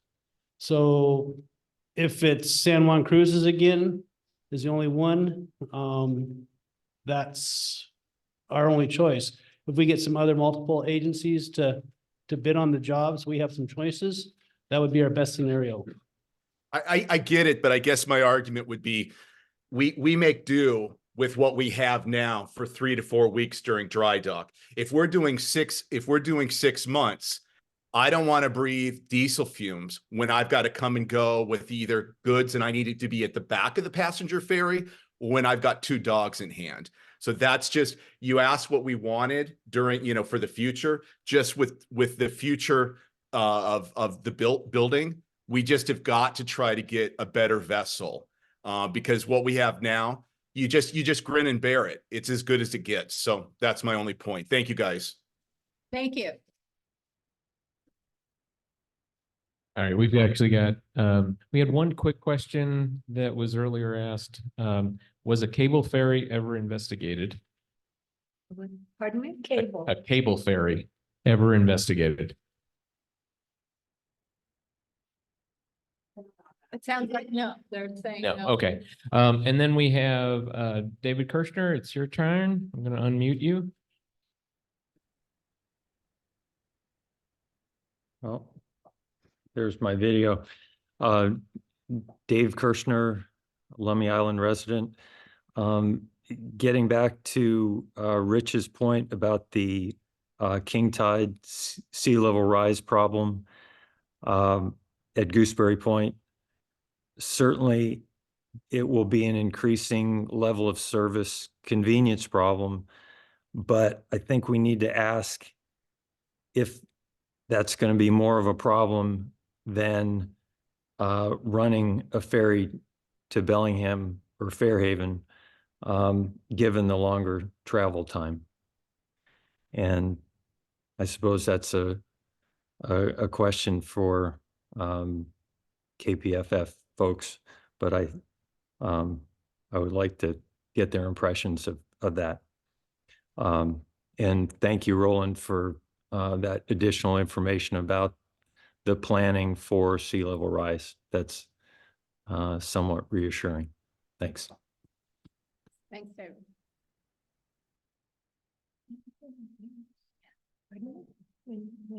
Oh, yes, yes.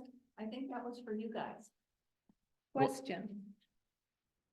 Do you want to ask the questions that you have? Yes, I would. Okay, so let's, Kurt, could you join me, please? now we're gonna have Kurt and Tom Philpott, who are from the Electric Ferry and Dock Subcommittee. It's a larger subcommittee, but these are the two representatives that have been meeting to develop some extra questions for KPFF. They've gotten these questions ahead of time.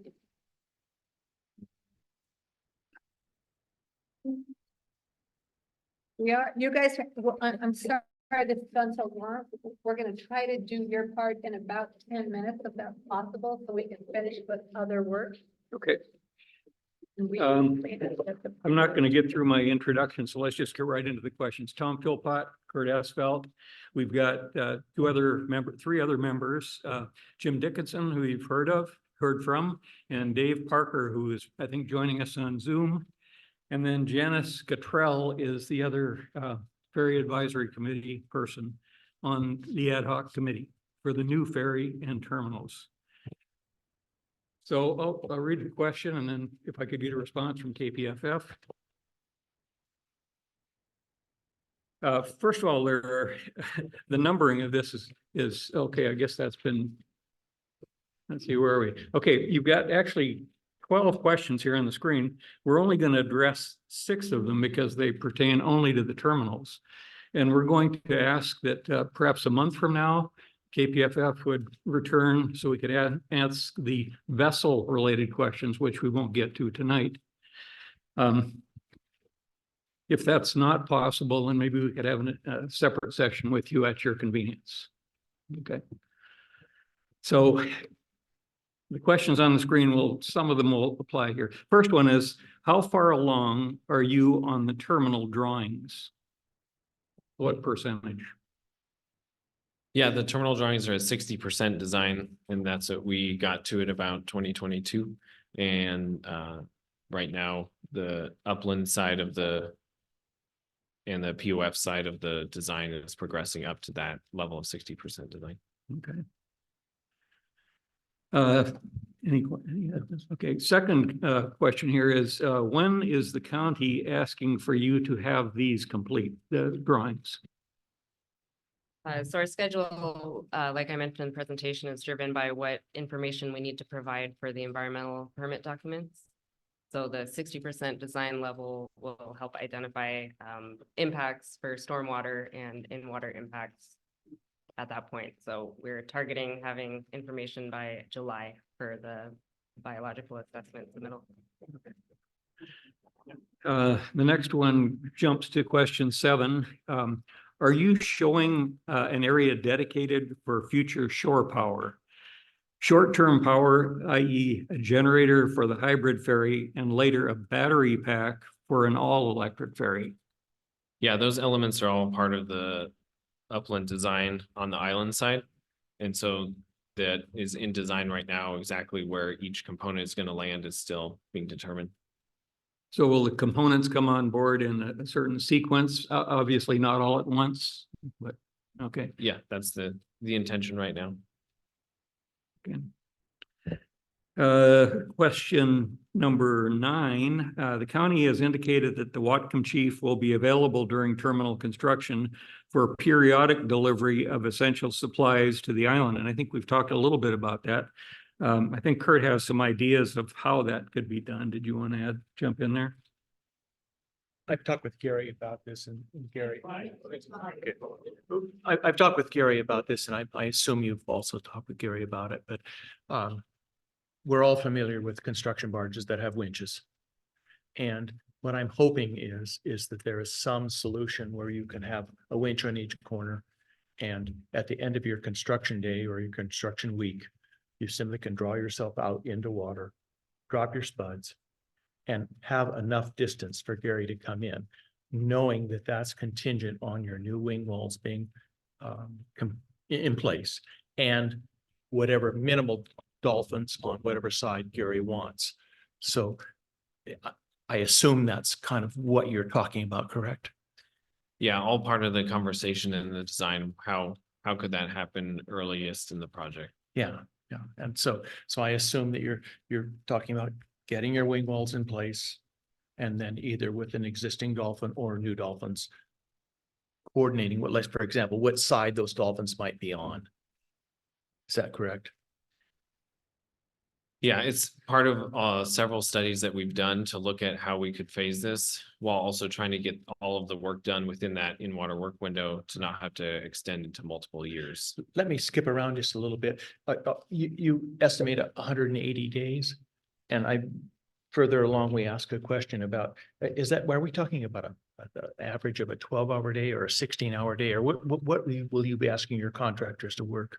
Yeah, we're going to be setting milestones and goals, and then it's up to them to meet those. But we are estimating working 7 days a week. 7 days and 12 hours. Yeah, on average, probably 10 to 12-hour days, where they'll be probably working longer days when they have more sunlight. Okay. Yeah. And I guess when in my discussions with Gary, that would leave a 7 or 8 hour period where if that ferry had winches on it, it could quickly draw itself out and allow Gary to come in and at least bring fuel to the island. Yeah, I guess I've not seen a barge that can move that quickly. I'm working on a project right now that has those winches, and it still takes a good several hours to move that barge out of the way. So if there's some method that we can make that happen that I'm not aware of, we're constantly talking with contractors and making sure what we're doing makes sense, how it can be built, the timeline works with what they would be comfortable with. And if there's opportunity there we haven't found yet, we'd be looking into it. So when you set down your bid proposal, you'll ask for a contractor input, or will you be discussing that ahead of time, or? Yeah, we're discussing it ahead of time. Yeah. Okay. Okay, question 11 is, what risk is anticipated for docking and berthing the new ferry when it extends well beyond the wave barrier? Yeah, so we're doing a very site-specific CDF model. So basically modeling out how the wave barrier protects that vessel, looking at the waves, the wind, the current, and everything that comes through there, and assessing that we have dolphins that can, and mooring configurations that can hold it there.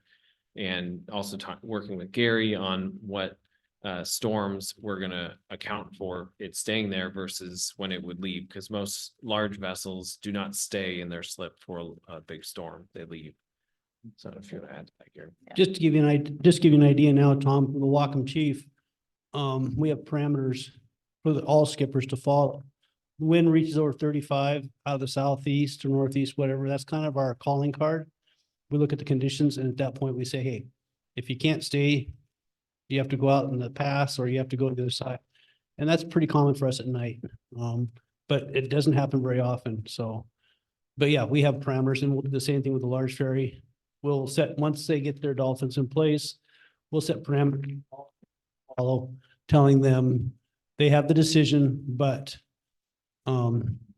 you know, they have to make the call on on the weather they see. Okay. The other part of that question is, what is the risk anticipated for docking and berthing with the permanent removal of the North Lummi Island Terminal wave barrier? Yeah, so we've done studies to evaluate if that needed to be there for the storms and conditions that we have coming from the north. And with the larger mooring dolphins and everything, we found that we don't necessarily need that there. And so that's why we elected not to rebuild it. It's also a lot of cost for not a whole lot of benefit. I was just wondering, is there a document that you could share with us that about the first part of that question about, you know, whatever risk assessment is there, or is that simply verbal? Those are in discussions? progress. And so I think it'd be up to the county on what they decide they want to release when it's all done. Okay, that sounds good. We'd love to read Roland, those if we you want could, to- yeah. Yeah, as soon as we got through the draft phases of it, and when it's a finished document, we'll put it on the website. Good, that'd be great. Okay. And our final question is the number 12. The current duration of the terminal construction is 180 days for both sides. How many hours, we've already addressed this, how many hours a day? It could be 10, 12 hours a day. So I think we've covered that, correct? Okay. Will the duration of construction be considered in awarding the terminal construction contract? Yes.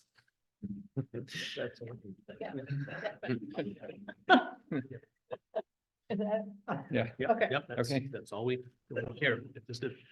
It'll go out in your bid proposal then, you know. I heard that. Okay, well, Pam, just a minute. thank you very Pam, much. Pam, just a minute. Oh, can I make a comment? Oh, just a minute. We've got one more thing to say here. Really briefly, if we would love to see a copy of the drawings whenever they're available, but if we could get them full size, trying to look at the small drawings, you know, Yeah, it's. you were gonna bring those or get those after our last meeting, remember? Yes, he did. have to get a plotter that works. Pardon me? We have to find a plotter that's working, so I'll work with James on getting that next week. Okay, Okay. thanks. That's all we had here. Diane? Thank you, guys. Diane. Just as a resident, I have to say that the idea of it taking 5 or 6 hours to pull a barge out and allowing vehicles to actually get fuel, I'm thinking 6 months, how many cars on the island are gonna be able to run on one tank or whatever for 6 months? So to me, it seems kind of foolish to say that, well, because it takes 5 or 6 hours even to pull a barge out and 10 or 12 hours to put it back in, makes it impossible to get services to the island for 6 months. That really is putting the, you know, if you will, the cart before the horse. The purpose of the ferry is to serve the residents of the island and the visitors to the island. And you can't prioritize how easy or difficult it is to make necessary things available as if it's only a construction issue.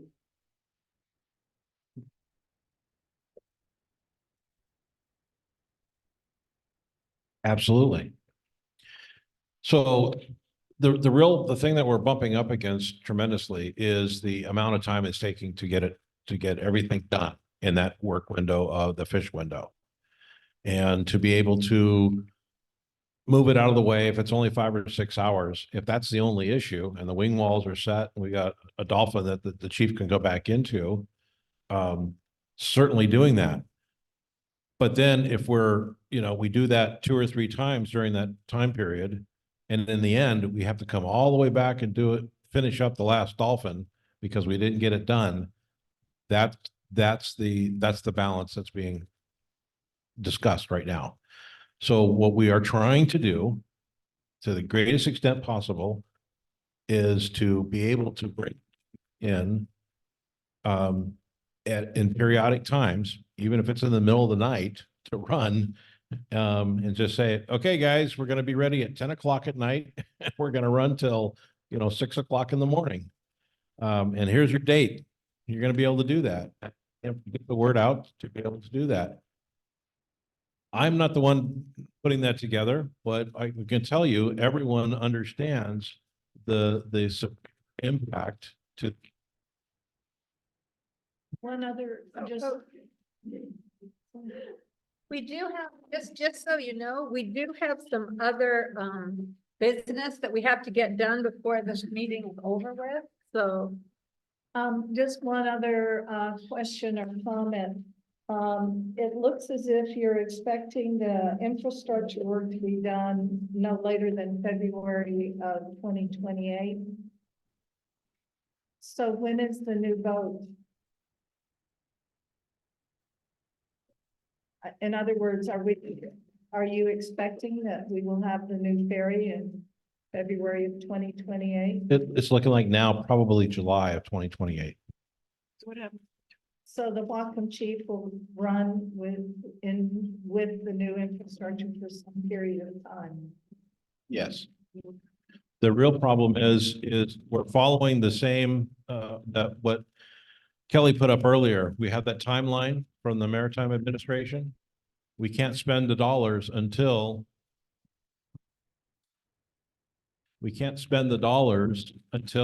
us the, it's probably me. My pacemaker is trying to talk to the cell. We can't spend the dollars to get started on the boat. If we were able to do it right now, we could go out to bid design and answer a lot of the questions and get out to do. But we can't start that until we have the agreement done. We can't get the agreement done until we're done with NEPA. We can't get NEPA done until we've done the consultation. So we have a specific deadline of September of 2026 to have that set up. So however long it takes for the federal government, if you all work with the federal government, it might take a minute. However long it takes for them to get the agreement, and we get the letter, we'll get the agreement signed, but when they actually have, here's the dollars that you can start now charging against, because they don't send us $25 million. We have to spend it and turn it in. We're hoping to get a bid out at January or the minute that we get it. So we have already asked them to look into making sure that whatever we need to do for them, that it doesn't take an additional 6 months, because every day that goes by is another day that we can't get out and go for bid for the new boat. And it's going to take a year and a half, 2 years to build the boat.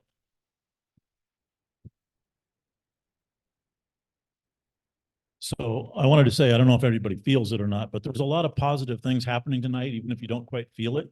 And the reason for that is we are 3 years out from the service disruption that we're talking about. Roland wished we started 2 years more earlier. But the point is we have some time, and that's why we need your feedback right now to talk about the things like a better passenger only boat. We need some services provided during this outage. We wanted to make sure that you understood that the worst case scenario is 180 days of work that's going to provide an outage. But we are looking for every possible way to minimize that disruption. I'm a ferry operator in my whole life. I hate service disruptions, absolutely despise them. This group knows the first time they told me we were out for 6 months, I said, no way. We got to fix that. We're going to continue to look at that, whether it means we can get the chief in and out, or whether it means we need to find a landing craft, other alternatives to get services to the island. We're looking at in every way we can.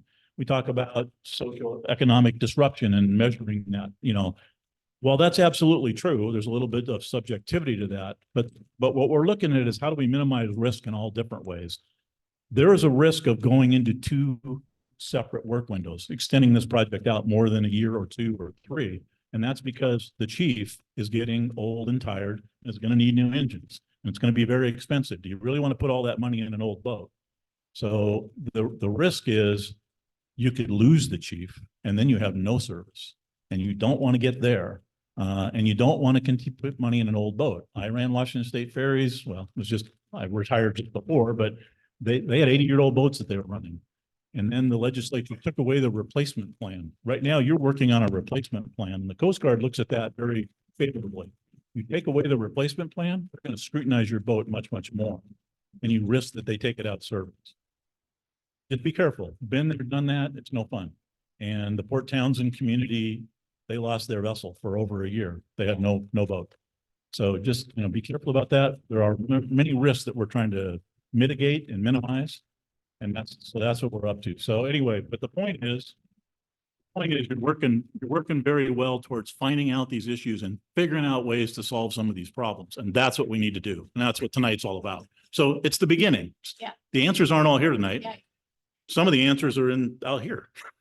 Some of the answers are over here, but together we'll figure out a way to make it as least painful as we can. It will be painful, no doubt, but let's make it better. Thank you. Yeah. Thank you. Thank you. Thank you, everyone. We really appreciate your time and effort to come out today. Sorry, I'm waiting, I have a question. Okay. Sewer Ridge.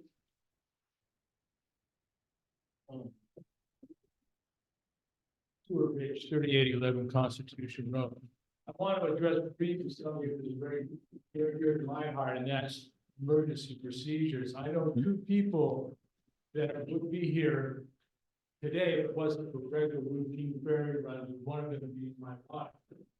In 2020, she drew a clot, had a thrombosis, and had to be taken off the island on the ferry because the machine that was keeping her alive couldn't fit her and the machine on the helicopter. My question is this: if you have periodic disruptions of several hours before people can get off of the island for critical injuries or critical crises, that's a gamble that you're asking people to take. And it's not a fair gamble for them to put their lives at risk because the ferry didn't happen to be running when they got sick.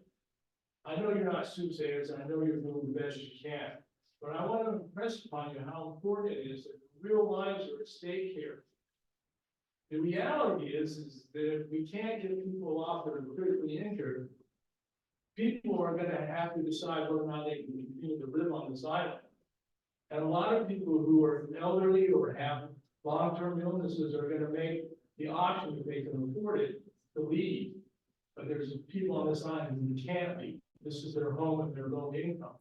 And so when you talk about emergency procedures, how you're going to address getting people off this island, just remember, put a face on the problem, because there's real people out here that depend on that ferry and owe their lives to that ferry. Thank you. Thank you very much, Stuart. I have a question. I have a loud voice. My name is Julia Lewis.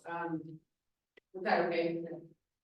So one of the things that is not clear to me is that you say, well, we just gotta wait and see what kind of bids come in. Well, that passenger ferry from San Juan is not safe in winter weather. No way. And owns very few people, and we need something much better. We need to go after something and not, I'm sure if you're as familiar as you are and the experts that you are, as far as ferry knowledge of the state, there's gotta be something, some kind of vote that we can go after, not just be sitting ducks and waiting for somebody to bid with maybe a half, baked passenger ferry, because we need to be safely transported. And we need to be able to leave this island, in kind of weather. And so I think it can't just be sitting ducks who's gonna bid, but that you must have knowledge, especially work for the ferry, that there's options out there. And I think those need to be explored for the benefit of the people. You just, like my brother said, you have to put a face on it. If you were us and you lived whatever in a more remote part of Washington County, and if we're your daughter or your son or your aunt or your wife, you would want them to have every sort of available possible. And we want to have a win-win situation. We appreciate all that you've done, everybody's done, but we also really need to put a face on it. I really agree with that, and I hope we work towards that. Thank you so much. I just want anyone who needs to catch the ferry to know that if you are catching the 8 o'clock ferry, you should probably depart now. The committee, I think the 5 island members can extend this meeting. If the off-island members need to leave, we understand that. We still have some more business that we're going to complete tonight. So we'll take a 5-minute break before we reconvene to keep going, so don't leave, Rich, we need you. There's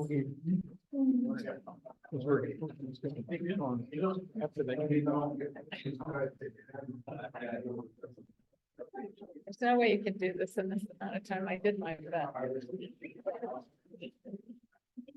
Diana, I'm interested Pardon? in what you have to say, so what if I give you a call on the code stuff?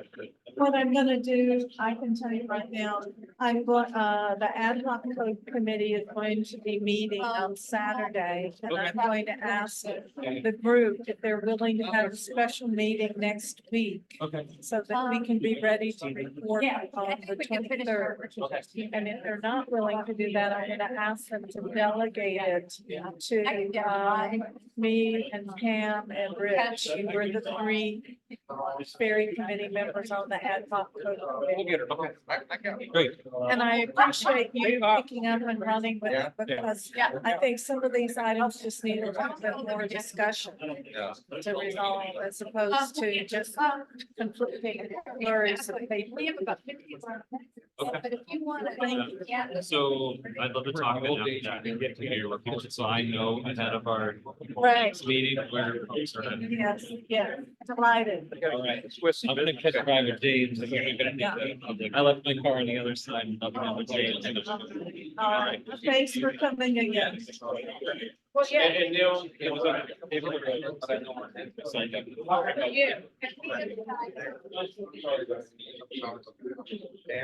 No, I thought your points were well made. It's just sometimes you go on a little too long.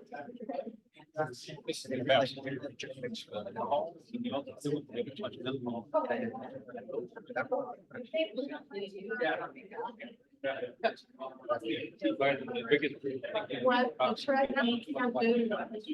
Peter. Oh, he can't represent anyone but himself. Oh, there's.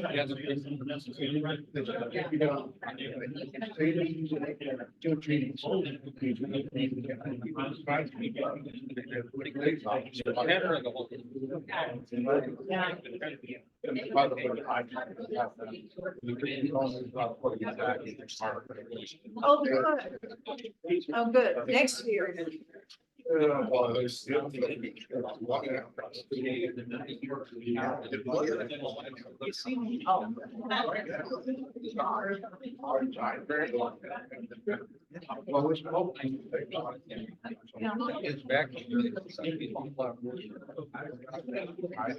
Just like you do.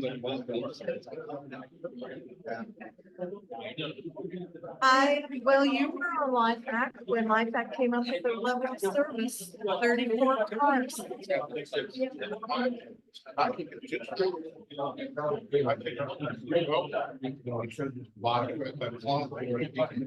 Yeah, well, I'll tell you, looking at the commute patterns, I mean, the guy acknowledged it verbally that we just don't have the commuters we had.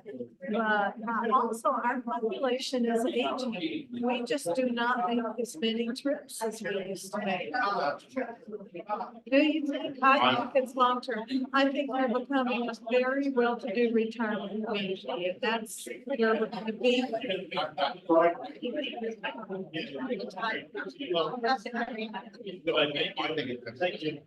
You know, my nieces and I were talking for hours.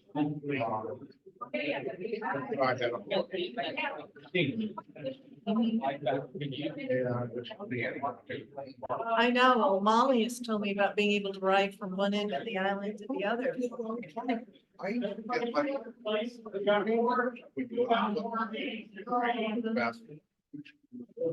Thanks, Todd. You didn't even have to stay. That was only nice of you.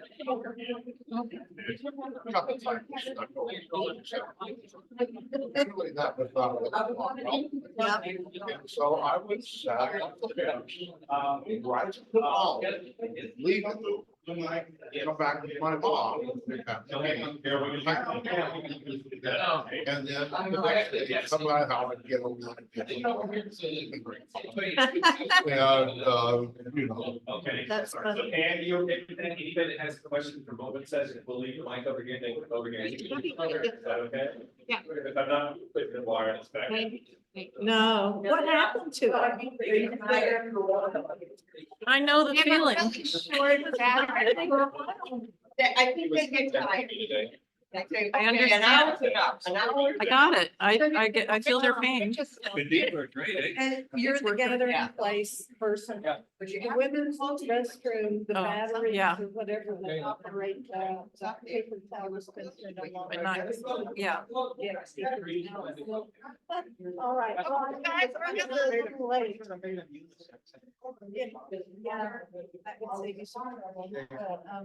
We're gonna come back into session after our break. Thank you so much.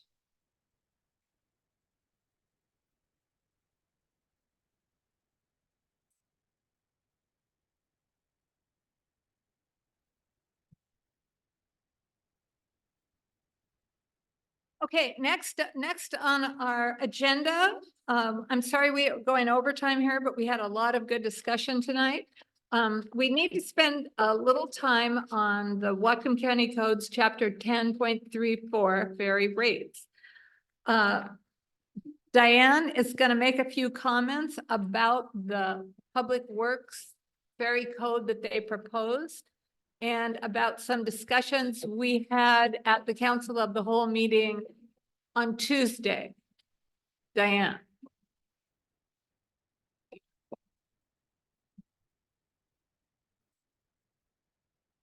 So the committee did a fair amount of work on Whatcom County Code Chapter 10.34 and gave that to the council and to Public Works.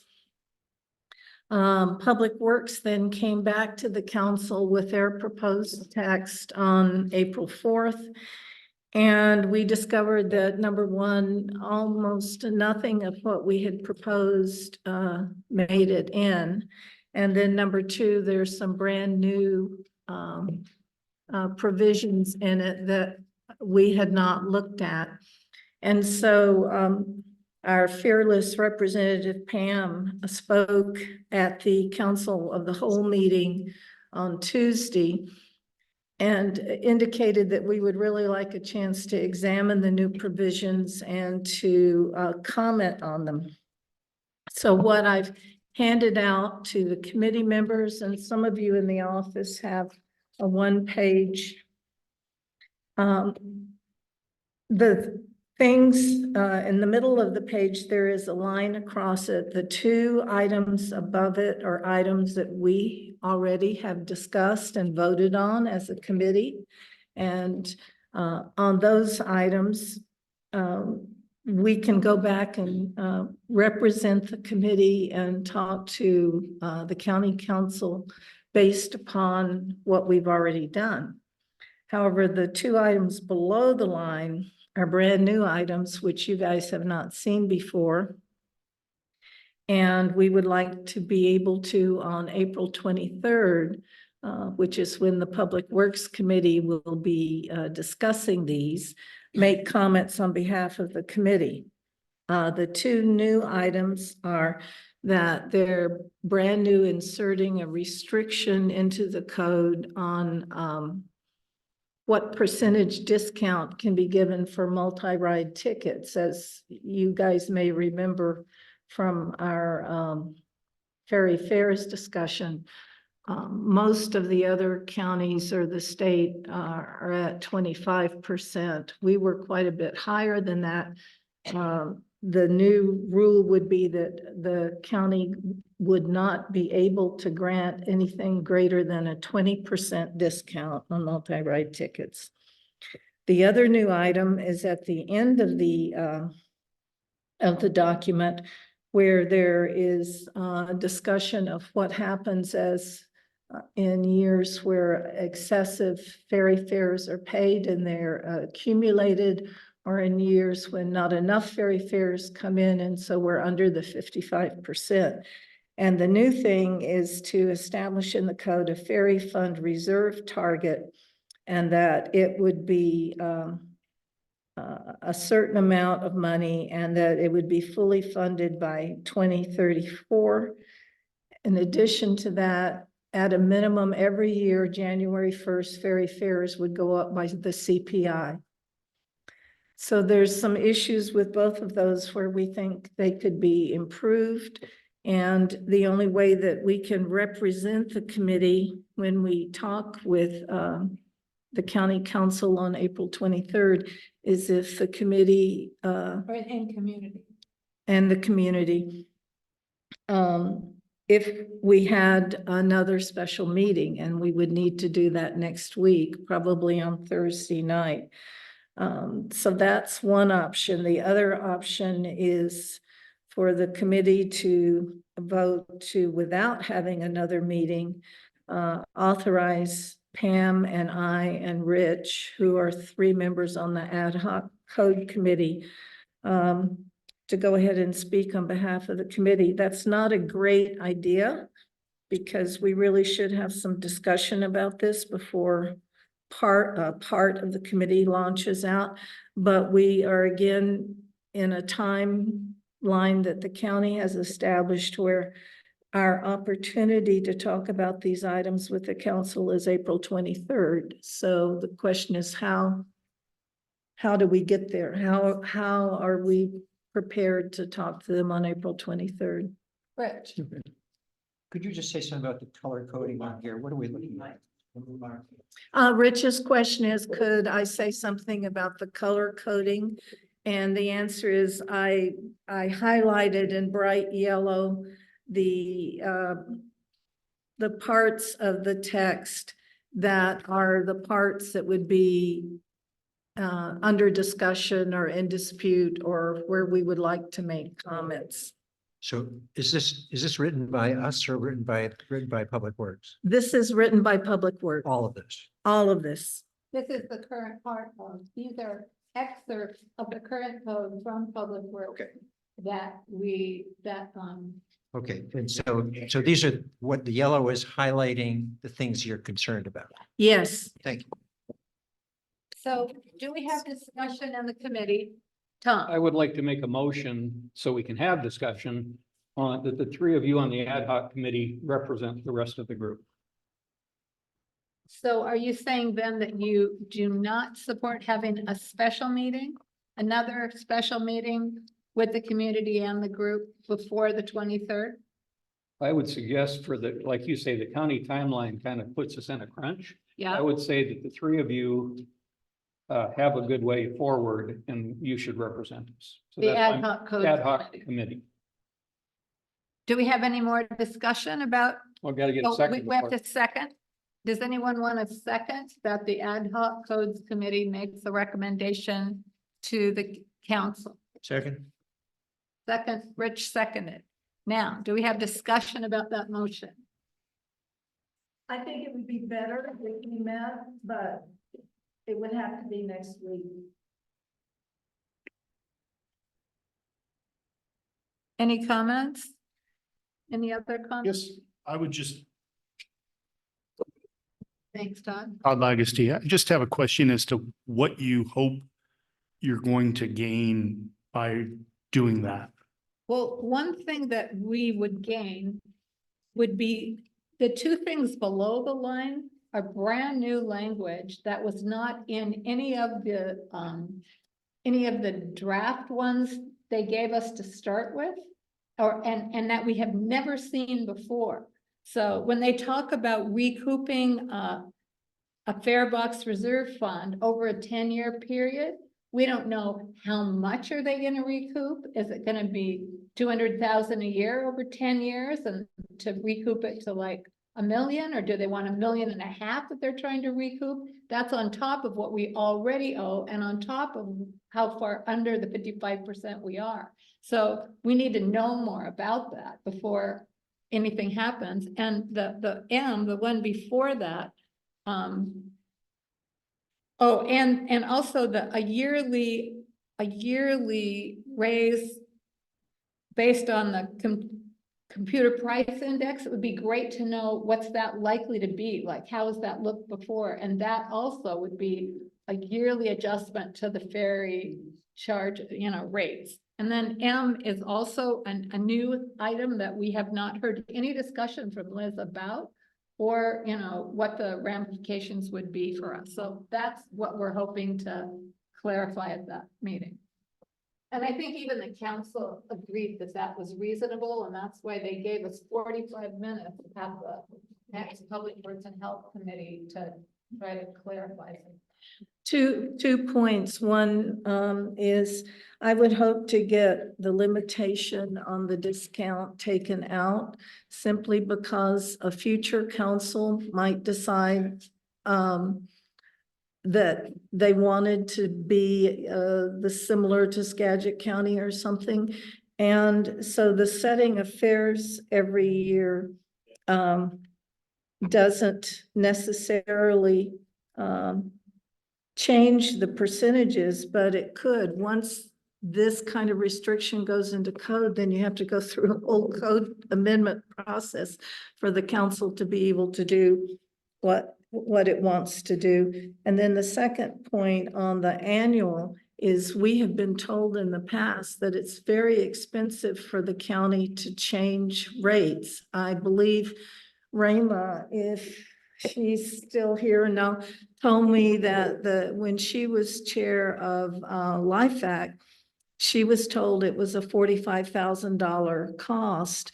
So it seems a pity to add $45,000 to operating costs every year, especially since the county itself operates on a biennial budget. They don't try and do a new budget every year. They do a new budget every 2 years. So they may want to just. So I would hope that they would at least go to every other year, or every third year instead of every year. So we're discussing that here now? Well, no, I was, and that is the Todd reason that asked we what, want to go and talk to them at the Public Works and Health Committee meeting about this. Todd asked what I thought I would gain, and those are the two things I'd like to gain. Thank you. Okay, so should we call the question? We do have a quorum still, so, can you repeat the motion, Catherine? The motion is to authorize the 3 ad hoc members, Rich, Diane, and Pam. And the other committee members. And Janice And Holmes. Janice Holmes. I think the motion was for the 3, Oh, which for is the- what was initially discussed. Janice was fourth. Because Janice wasn't mentioned Did initially. you say the ad hoc committee, or did Yes. you say specific? He said that Yeah, the he 3 ad hoc I said people that, committee. because The Pam, committee, Janice is on that committee, Okay. so we don't, So it's four. yeah, whatever. It's actually 3 plus Pam, so. okay, so you're talking the full ad hoc committee. That's not what was, okay, I said it wrong. okay. Would you like to restate your motion?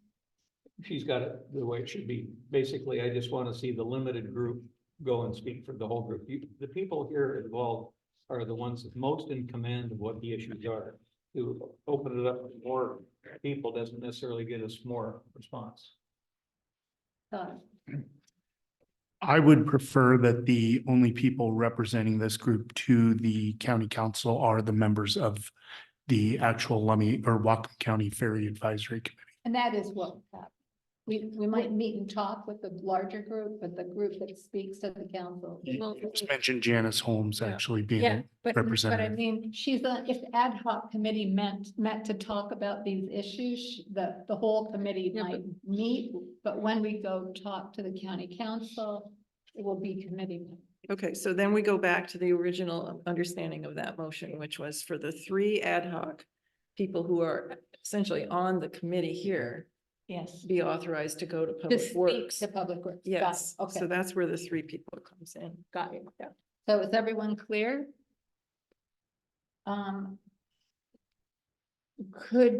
Should we do it? Let's do a roll call vote. I got in trouble the last time. Rich Fry.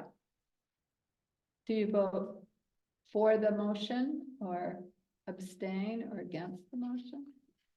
I vote for the motion that the committee meets and decides the answer to whatever the question was. The ad hoc committee. The ad hoc committee. Okay, so the motion is to authorize the 3 ad hoc The subcommittee. code committee members who are also members of the Whatcom County Ferry Committee The Fair Advisory. to talk to To speak at the county. the Public Works committee meeting. Yeah. On behalf of the ferry committee and the community, we can all speak individually as much as we want. That's why it would be better if we had a ferry committee meeting, but because of the timeline, if you want to delegate, but the point being that we would speak on behalf of the committee without the committee having actually heard us. So. That's why you're part of the committee. Okay, so. Again, Rich Fry, how would you like to vote? For that motion, against the motion, abstain? 4. For. Pam Gould, yes. Diane Harper, Sure. yes. Todd Legacy, Yes. Thomas Philpott. Yes. Catherine Shornick, Yes. the motion carries. 6-0. Thank you very much. I hope you like what we say. So we finished that part. Now, we did not have time for open session, but we do have some people who did not speak, so I want to give everyone a chance to do that. The first, number 1 is Ralph Steele. 3 minutes. We do. Yeah, We're doing we 3. do have time for open session and we're going through that list right now. You can sit right there so you can speak, and after Ralph, it's Bob Anderson, then Charles Bailey, then Jim Dickinson, then Stuart. Stuart's gone, so it'll be Ralph, Charles, Jim, Ralph Bob. Ralph Bob, And Charles, Jim. The only thing I'm gonna ask is that I be able to catch the 9 PM ferry. So we're Yeah. gonna ask, No, this is gonna be fast. we're gonna ask We're that gonna, everybody stick to we're 3 way minutes. over time, so we're gonna try to limit it to 3 minutes. Go, Ralph. Pardon me? You also have to have Dave Oh, and Dave Kirshner. Got it. Many council members up. Anyway, I'm Ralph Steele, and I've been Thank a you, Ralph. qualified accountant for more than 50 years. Spent a lot of time examining the ferry financials, and I'd like to address one of the issues tonight, just one of the issues, hopefully under 3 minutes, that we talked about, and that is the ferry reserve fund, which the council has given us 4 or 5 days ago, the fact that they would like to build a 50% of that last 5 years of operating costs into a fund. 55% or 1.1 million or 1.2 million will be paid by ferry users over the next 10 years. And I'll skip all of my financial information and summarize the financial actions, but I'll just read the recommendations. Based on my findings outlined below, I would ask the Ferry Advisory Committee to request a formal review of the accounting practices of the county/Public Works Finance that, in my opinion, should result in replenishing the road fund contribution to the ferry fund operating reserve to the January 1st, 2023 level of $2.5 million. And just very briefly, everybody agrees that January 1st, 2023, there was $2.5 million of ferry contribution made up of 1.5 million initial contribution in 2006, plus the growth every year. And that it has grown every year, and that's the graph, 10 years, and then 2023. There's absolutely no reason why that graph goes down to 108,000 that Liz Cosa presented on whenever her February 21st graph. So the county has withdrawn 2.4 million effectively from the ferry fund by doing 3 things, which I will not describe. But the last thing is what they did when I asked Randy Rydell face to face, why have I got $1 million undisclosed issue here? And he said, we haven't taken any money out of the ferry fund. That didn't make any sense. He said. He said he's short what he paid the 45%. So They used what was in the ferry fund to pay the 45% this year rather than paying into the ferry fund. That's exactly. That's what right. that- He right. paid 18% instead of 45%, effectively withdrawing all the money out down to 108,000. So the county talks about, I'll go right to the conclusion. The application of correct and consistent accounting policies and procedures for the road fund contribution to the ferry fund would have resulted in an increase in 2023 and not a decrease of $2.4 million. Public Works has caused or created the financial crisis and has not adequately disclosed the accounting adjustments and material policy changes it has made to the calculation of its contribution to the ferry fund. With the road fund contribution properly restored to $2.5 million, there is no financial solvency crisis, no urgent need for a fare increase, and no need for the reestablishment of an operating reserve, of which $1.1 million is asked of the islanders. Thank you. Thank you very much. Good evening. I'll be brief, but I want to add my comments to Ralph's deals. I've reviewed all of his numbers, spreadsheets.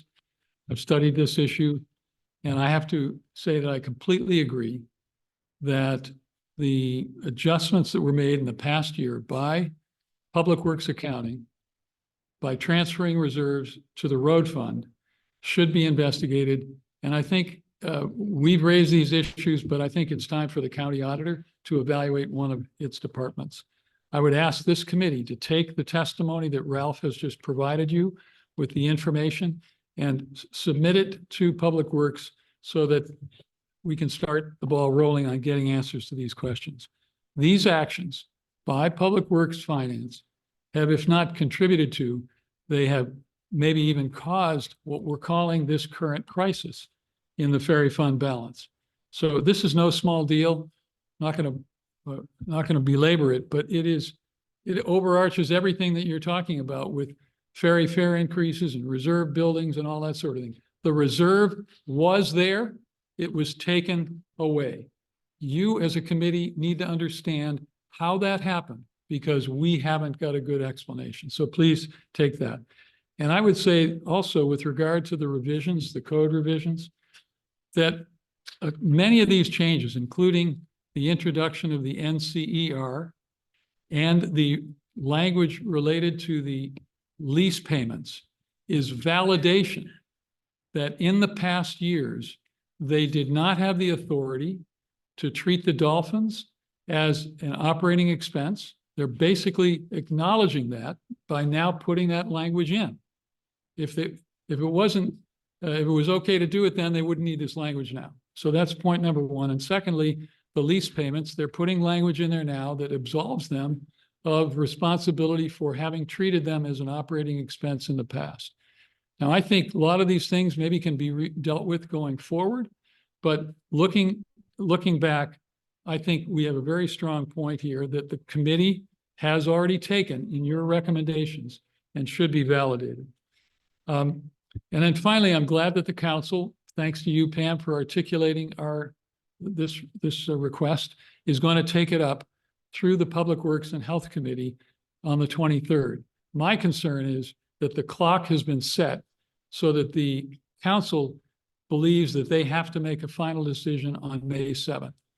There is not enough time, if you are successful at the meeting on the 23rd, for them to take changes and act on them on the 7th, because they'd have to actually have a new proposal. So that's something you have to deal with. I just hope that you are not wasting your time going into that meeting on the 23rd, only for them to tell you that the clock will run out in a way that, they can't deal with it. So I hope there's some flexibility on that. And finally, I'd like to just say, having listened for over an hour to this discussion about the new ferry, the best news that I heard was the guy that was sitting in the seat right here. The guy for KPFF who's sitting on top of this whole project on the contract side. Yeah. That guy has more passion for limiting the downtime of our car ferry activity than anybody from the county that I've seen. And I'm sorry, but it's not our responsibility as a community to figure out these technical questions. They should be figuring out what the choices are that we as the community can work with and then help mitigate the whole problem. So it kind of gets tipped on its side here. And I'm feeling better than I was before I came in because of the guy who I think is leading it. And I talked with him afterwards. He's real. Okay. Thank you for the time. Thank you. Thank you. Charles Bailey, Lummi Island. I'll be short. My friend Bob has anticipated some of the things I was going to say. I will just add that during the period 2016 to 22, when I was on LifeHack, I worked quite closely with KPFF, which was led by Mike Anderson and Cassandra Durkin, who's since moved on. We had our differences, but I felt he was honest and that he would tell you what he thought, and you could push back and you could have a good conversation. And we got a reasonably good ferry design. I did not agree with him on the size issue, but and several other things.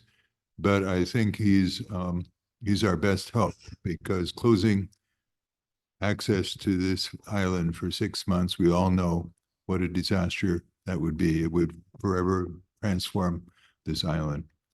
And I thank all the people who spoke earlier this evening about this impact. So my message to you, don't falter, push back about the skip over Roland, go to hire people. And I spoke to Mike tonight, and he said he would come out here to your meetings as often as they would let him.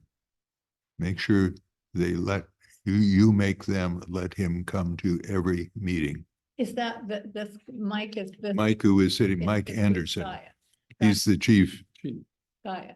As often He's as the we chief let them or party. county It's up as the council. county lets him. The county has to pay his time and they want to minimize the amount of consultant time spent on us. Right, I will tell you. Right. I can only repeat what happened. We had a good working relationship, so much so that the previous county executive turned up one day to join our meeting and ask questions. And at the end of it, he presented all the LifeHack members with public service awards, which was a nice touch. How different things are. So Jim will remember this. So all I'm saying is speak up to them and tell them that even though the scope of work they wrote for KPFF seems, if you read it, to treat community consultation as a nice add-on, a box to tick, that in fact, as I've said all along, you are the best consultants they have. And he said that too. And he said that too. So build on that and you may be our salvation. Thank you. Thank you. You two switch places, that won't go any farther. Okay.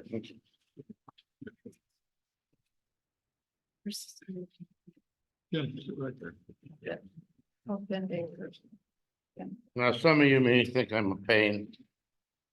I think I'm a pain myself sometimes. 3 minutes. I'm trying to. I'm gonna start with the ferry track. The year was 2017. The county's bidding process, when they introduced the extra things that were not in the request for proposal, and then the ferry director at the time sold it to the county council's public works committee as if they were part of the RFP. It was extremely disingenuous. Bill Cummins and I were furious, and they wouldn't let us talk. So this idea that they've never been down to look at it, they've never gone on a ride. It's a great boat.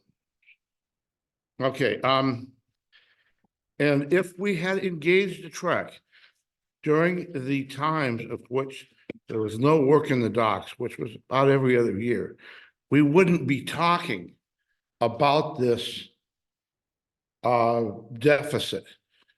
They had it, Frank Ebart, the director, sent out Randy Rydell's progenitor, who was a lady, And she went over, had a meeting at the library. And they went over the cost, and it's the only time I've ever seen cost of dry dock, even though I've asked and asked and asked for them. And she went over, I wasn't able, she didn't have anything out, couldn't take it with us. I couldn't or didn't write it down, but the costs of dry dock are unbelievable. And people need to know this. And then you couple the costs of the lost revenue. It is almost beyond relief. Basically, the county operates as its own contractor on the Public Works Department and pays itself very, very well. Mike Anderson here, if we hadn't had Mike Anderson, we would have never got the level of service. And I like him. I think he did a good job in that. Where they fell down was allowing a junior designer from Elliott Bay to design this ferry. And the people in Bellingham at the All-American Marine heard about it, had a meeting there, and it was a fully hybrid. And the fuel cost was going to be horrendous, even as it is right now. The new ferry will never pollute less than the Whatcom Chief does. Thank you, Jim. So anytime, come talk to me. We appreciate your input. Yeah. Okay, Dave Kirschner.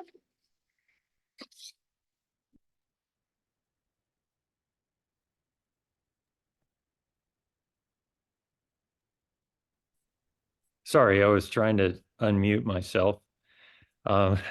Dave Kirschner, thank you for giving me the opportunity. I just wanted to add a comment about the new ferry for a minute or so. By the way, I don't think Jim is a pain, even though we don't see totally eye to eye about the new ferry. I feel if we want a new ferry that is excuse me, that is climate smarter than the Chief, the county needs to plan for generating renewable power somewhere on the island, which it sounds like KPFF may already be looking into. But I got that impression, and maybe I can follow up with them to see if that's in fact the case. But regardless, as some or most of you may know, in September 2022, the county's Climate Impact Advisory Committee approved a resolution endorsing a shore power study and at the same time, advising the executive to add to it an assessment of a solar array battery system of sufficient size to power the new hybrid ferry. And according to the chair of the Climate Advisory Committee at the time, the county executive did agree in principle with that recommendation, but for budgetary reasons, wanted to hold off on the solar battery assessment until a later date. So I would just therefore urge the Ferry Advisory Committee to ask the executive to fund that solar array assessment if KPFF isn't already working on it or authorized to work on it. And if KPFF is working on it, I encourage the Ferry Advisory Committee to give input on possible siting options. That's my comment. Thank you for the time. Thank you very much, Dave. Okay, I believe we have completed this section of public comment. Coming up, we just want to let everyone know that there will be a meeting in the afternoon of April 23rd at the Public Works and Health Committee meeting that the ad hoc committee will be at to discuss the new codes. Our next meeting is May 1st. That's when we change to the first Wednesday of the month. Monday. Is it No. Wednesday? Wednesday. Oh. No, it's Better the first change my- Wednesday of the month. They changed. I'll change my calendar. I put it on Mondays. Oh, sorry. No, Yeah, it's the first Wednesday of the month. What we requested, over a month ago from Roland to have that, the Elliott Bay Design Group would come to speak to us about the vote. And originally they were supposed to be here tonight, but then that did not happen. And so Roland is working on that. So I can't say for sure if they will be here, but that's our goal. On May Because it 1st. might be, the next meeting then would happen during dry dock time. So we haven't gone that far. And can I clarify one thing? Yes. I heard at the committee of the whole that they are planning to have moved the public works and public into the morning. Yeah, we don't know what time it'll be. Yeah. It's not gonna be in the afternoon, but we're gonna try to move it earlier in the day. But yeah. So that they have time, if something comes out of that, to present. They can, yeah, she said if they needed to change the wording of the code they were gonna present in the evening, they needed time to do that, so we'll send out a note to everybody when that meeting is next on the 23rd, so that you'll know if you want to attend it. And usually there's a remote option for people to attend. And we'll put that on Nextdoor and we'll have the county send it out. Yeah. As part of my presentation, I asked that KPFF return to the next meeting. Well, if the county has to pay for that, that might not happen. Could you ask Roland if he could arrange for us to meet with KPFF somewhere Yeah. to talk about the hull design? Or Got not the hull design. Oh, if The vessel. you mean if the Elliott Bay Design Group does not come to they the don't next come. meeting, can we arrange a meeting? Yes, we can do that. It's like, yeah. Yeah. I suggest you not be Elliott Bay Design without KPFF. Well, I meant KPFF. I didn't say FFA. Oh, you did. See, so let me rephrase this. Yeah. We had 12 questions. We gave KPFF 6 of them. Right. I want another opportunity to get the other 6 in relating to the vessel. If they don't show up the next time because. The Elliott Bay Design. No, No. KPFF. KPFF isn't invited by Roland to this next meeting. I would like KPFF to make a time that we could meet with them to talk about the vessel, which hasn't happened yet. Yeah, I don't know, what? Are you gonna change it to the first Wednesday, of every month? Yes. Okay, I'll just let you know, the range is the first Wednesday of every month on the calendar. For. What you see that, usually 6:30. Oh, really? So I'm just saying there's a little conflict, We ended up setting that because we tried other Wednesdays, like the third Wednesday or the second Wednesday, and other people had conflicts. So we may just have to conflict. Well, anyway, that's my point taken. It is. I'm still unclear though, because it was my understanding that the Elliott Bay Design Group was the group that designed the boat. That's correct. And they were not here tonight, but they were supposed to be. So we invited the Elliott Bay Design Group to the meeting on May 1st, so we could talk about the boat. Right. If that does not happen, you were saying that the ad hoc committee would like to have a private meeting with the Elliott Bay Design Group, not KPFF. I think you're correct in what you say there. Thank you. And, Okay, that was what was confusing. Yeah. Okey doke. In, any other business that anyone has that they'd like? Yeah. to- Yes. I'm gonna speak a little bit here. This is Todd Legacy off Great. Island. And I'm gonna take a little bit of liberty here and say some things that might not be very popular, but I think they're important to hear. And that is, I've heard everybody's comments about the socioeconomic impact of 6 months and even the 1 month or for the dry dock. And I want to point out that we're on an island here. And I don't believe that it is fair to consider that you're going to always have uninterrupted service. And the reason I stand by that is that we live in a Cascadia subduction zone. And we are in an area that has been scientifically accepted to have earthquakes every 300 to 500 years on average. And we are over 300 years since the last one. The last one was in 1700. It was approximately 9.0 on the Richter scale. And we're due for another one. The scientists right now say that there's about a 37% chance that there will be a 7.1 or greater by 2050. And if we all think that given the size of the tsunami and the impact that we're going to have and what that could or could not do to the ferry service and the dolphins in the infrastructure, that the ferry service is going to be not interrupted for a very long time. I think you need to take a hard look in the mirror as to what you're expecting from your government. And I don't mean that to be derogatory. I mean, I think that it is a potentially devastating impact, and it's better to be prepared for that. And so I think this is an opportunity to take a hard look at your preparedness and your ability to withstand the expected occurrences that are going to occur to this area, given what we know has happened in the past. So that's just a point I want to make about, I've heard a lot of people say that they are very worried about the impacts to the service and the island lifestyle. And I wanted to point out that regardless of how much sea level rise we do or do not have, the potential devastating impact of the tsunami and the Cascadia subduction zone megathrust earthquake is something that nobody's talked about yet. Yeah. So- Amazingly, on the island, the fire department has done a ton of work about that. And But I'm talking about directly with the dolphins and what that, will do to the actual ferry service.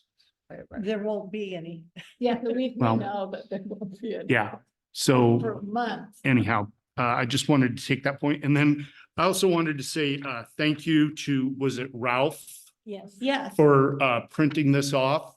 And I appreciate you printing it off, and I'd like to talk to you a little more about it. I think that there's some ways to make it more effective. Thanks. Great, thank you. Okay, any other comments? I just want to say the setup tonight, I haven't been here in a little while, terrific. And the cameras, I mean, obviously a little echo and, really good job. Thanks. Sadly, this will not happen. It's really amazing. Sadly, this will not happen for every meeting. The next meeting will be much low tech, much more low tech. Thank you to our But volunteers. thank you so much to Leica. This has just been amazing. Are you ending? Are the we- meeting? Yeah, Are you adjourning? I would like to adjourn the meeting of the Whatcom County Ferry Advisory Committee for April 11th. Thank you so much for attending. Good night. Cut it all down, man.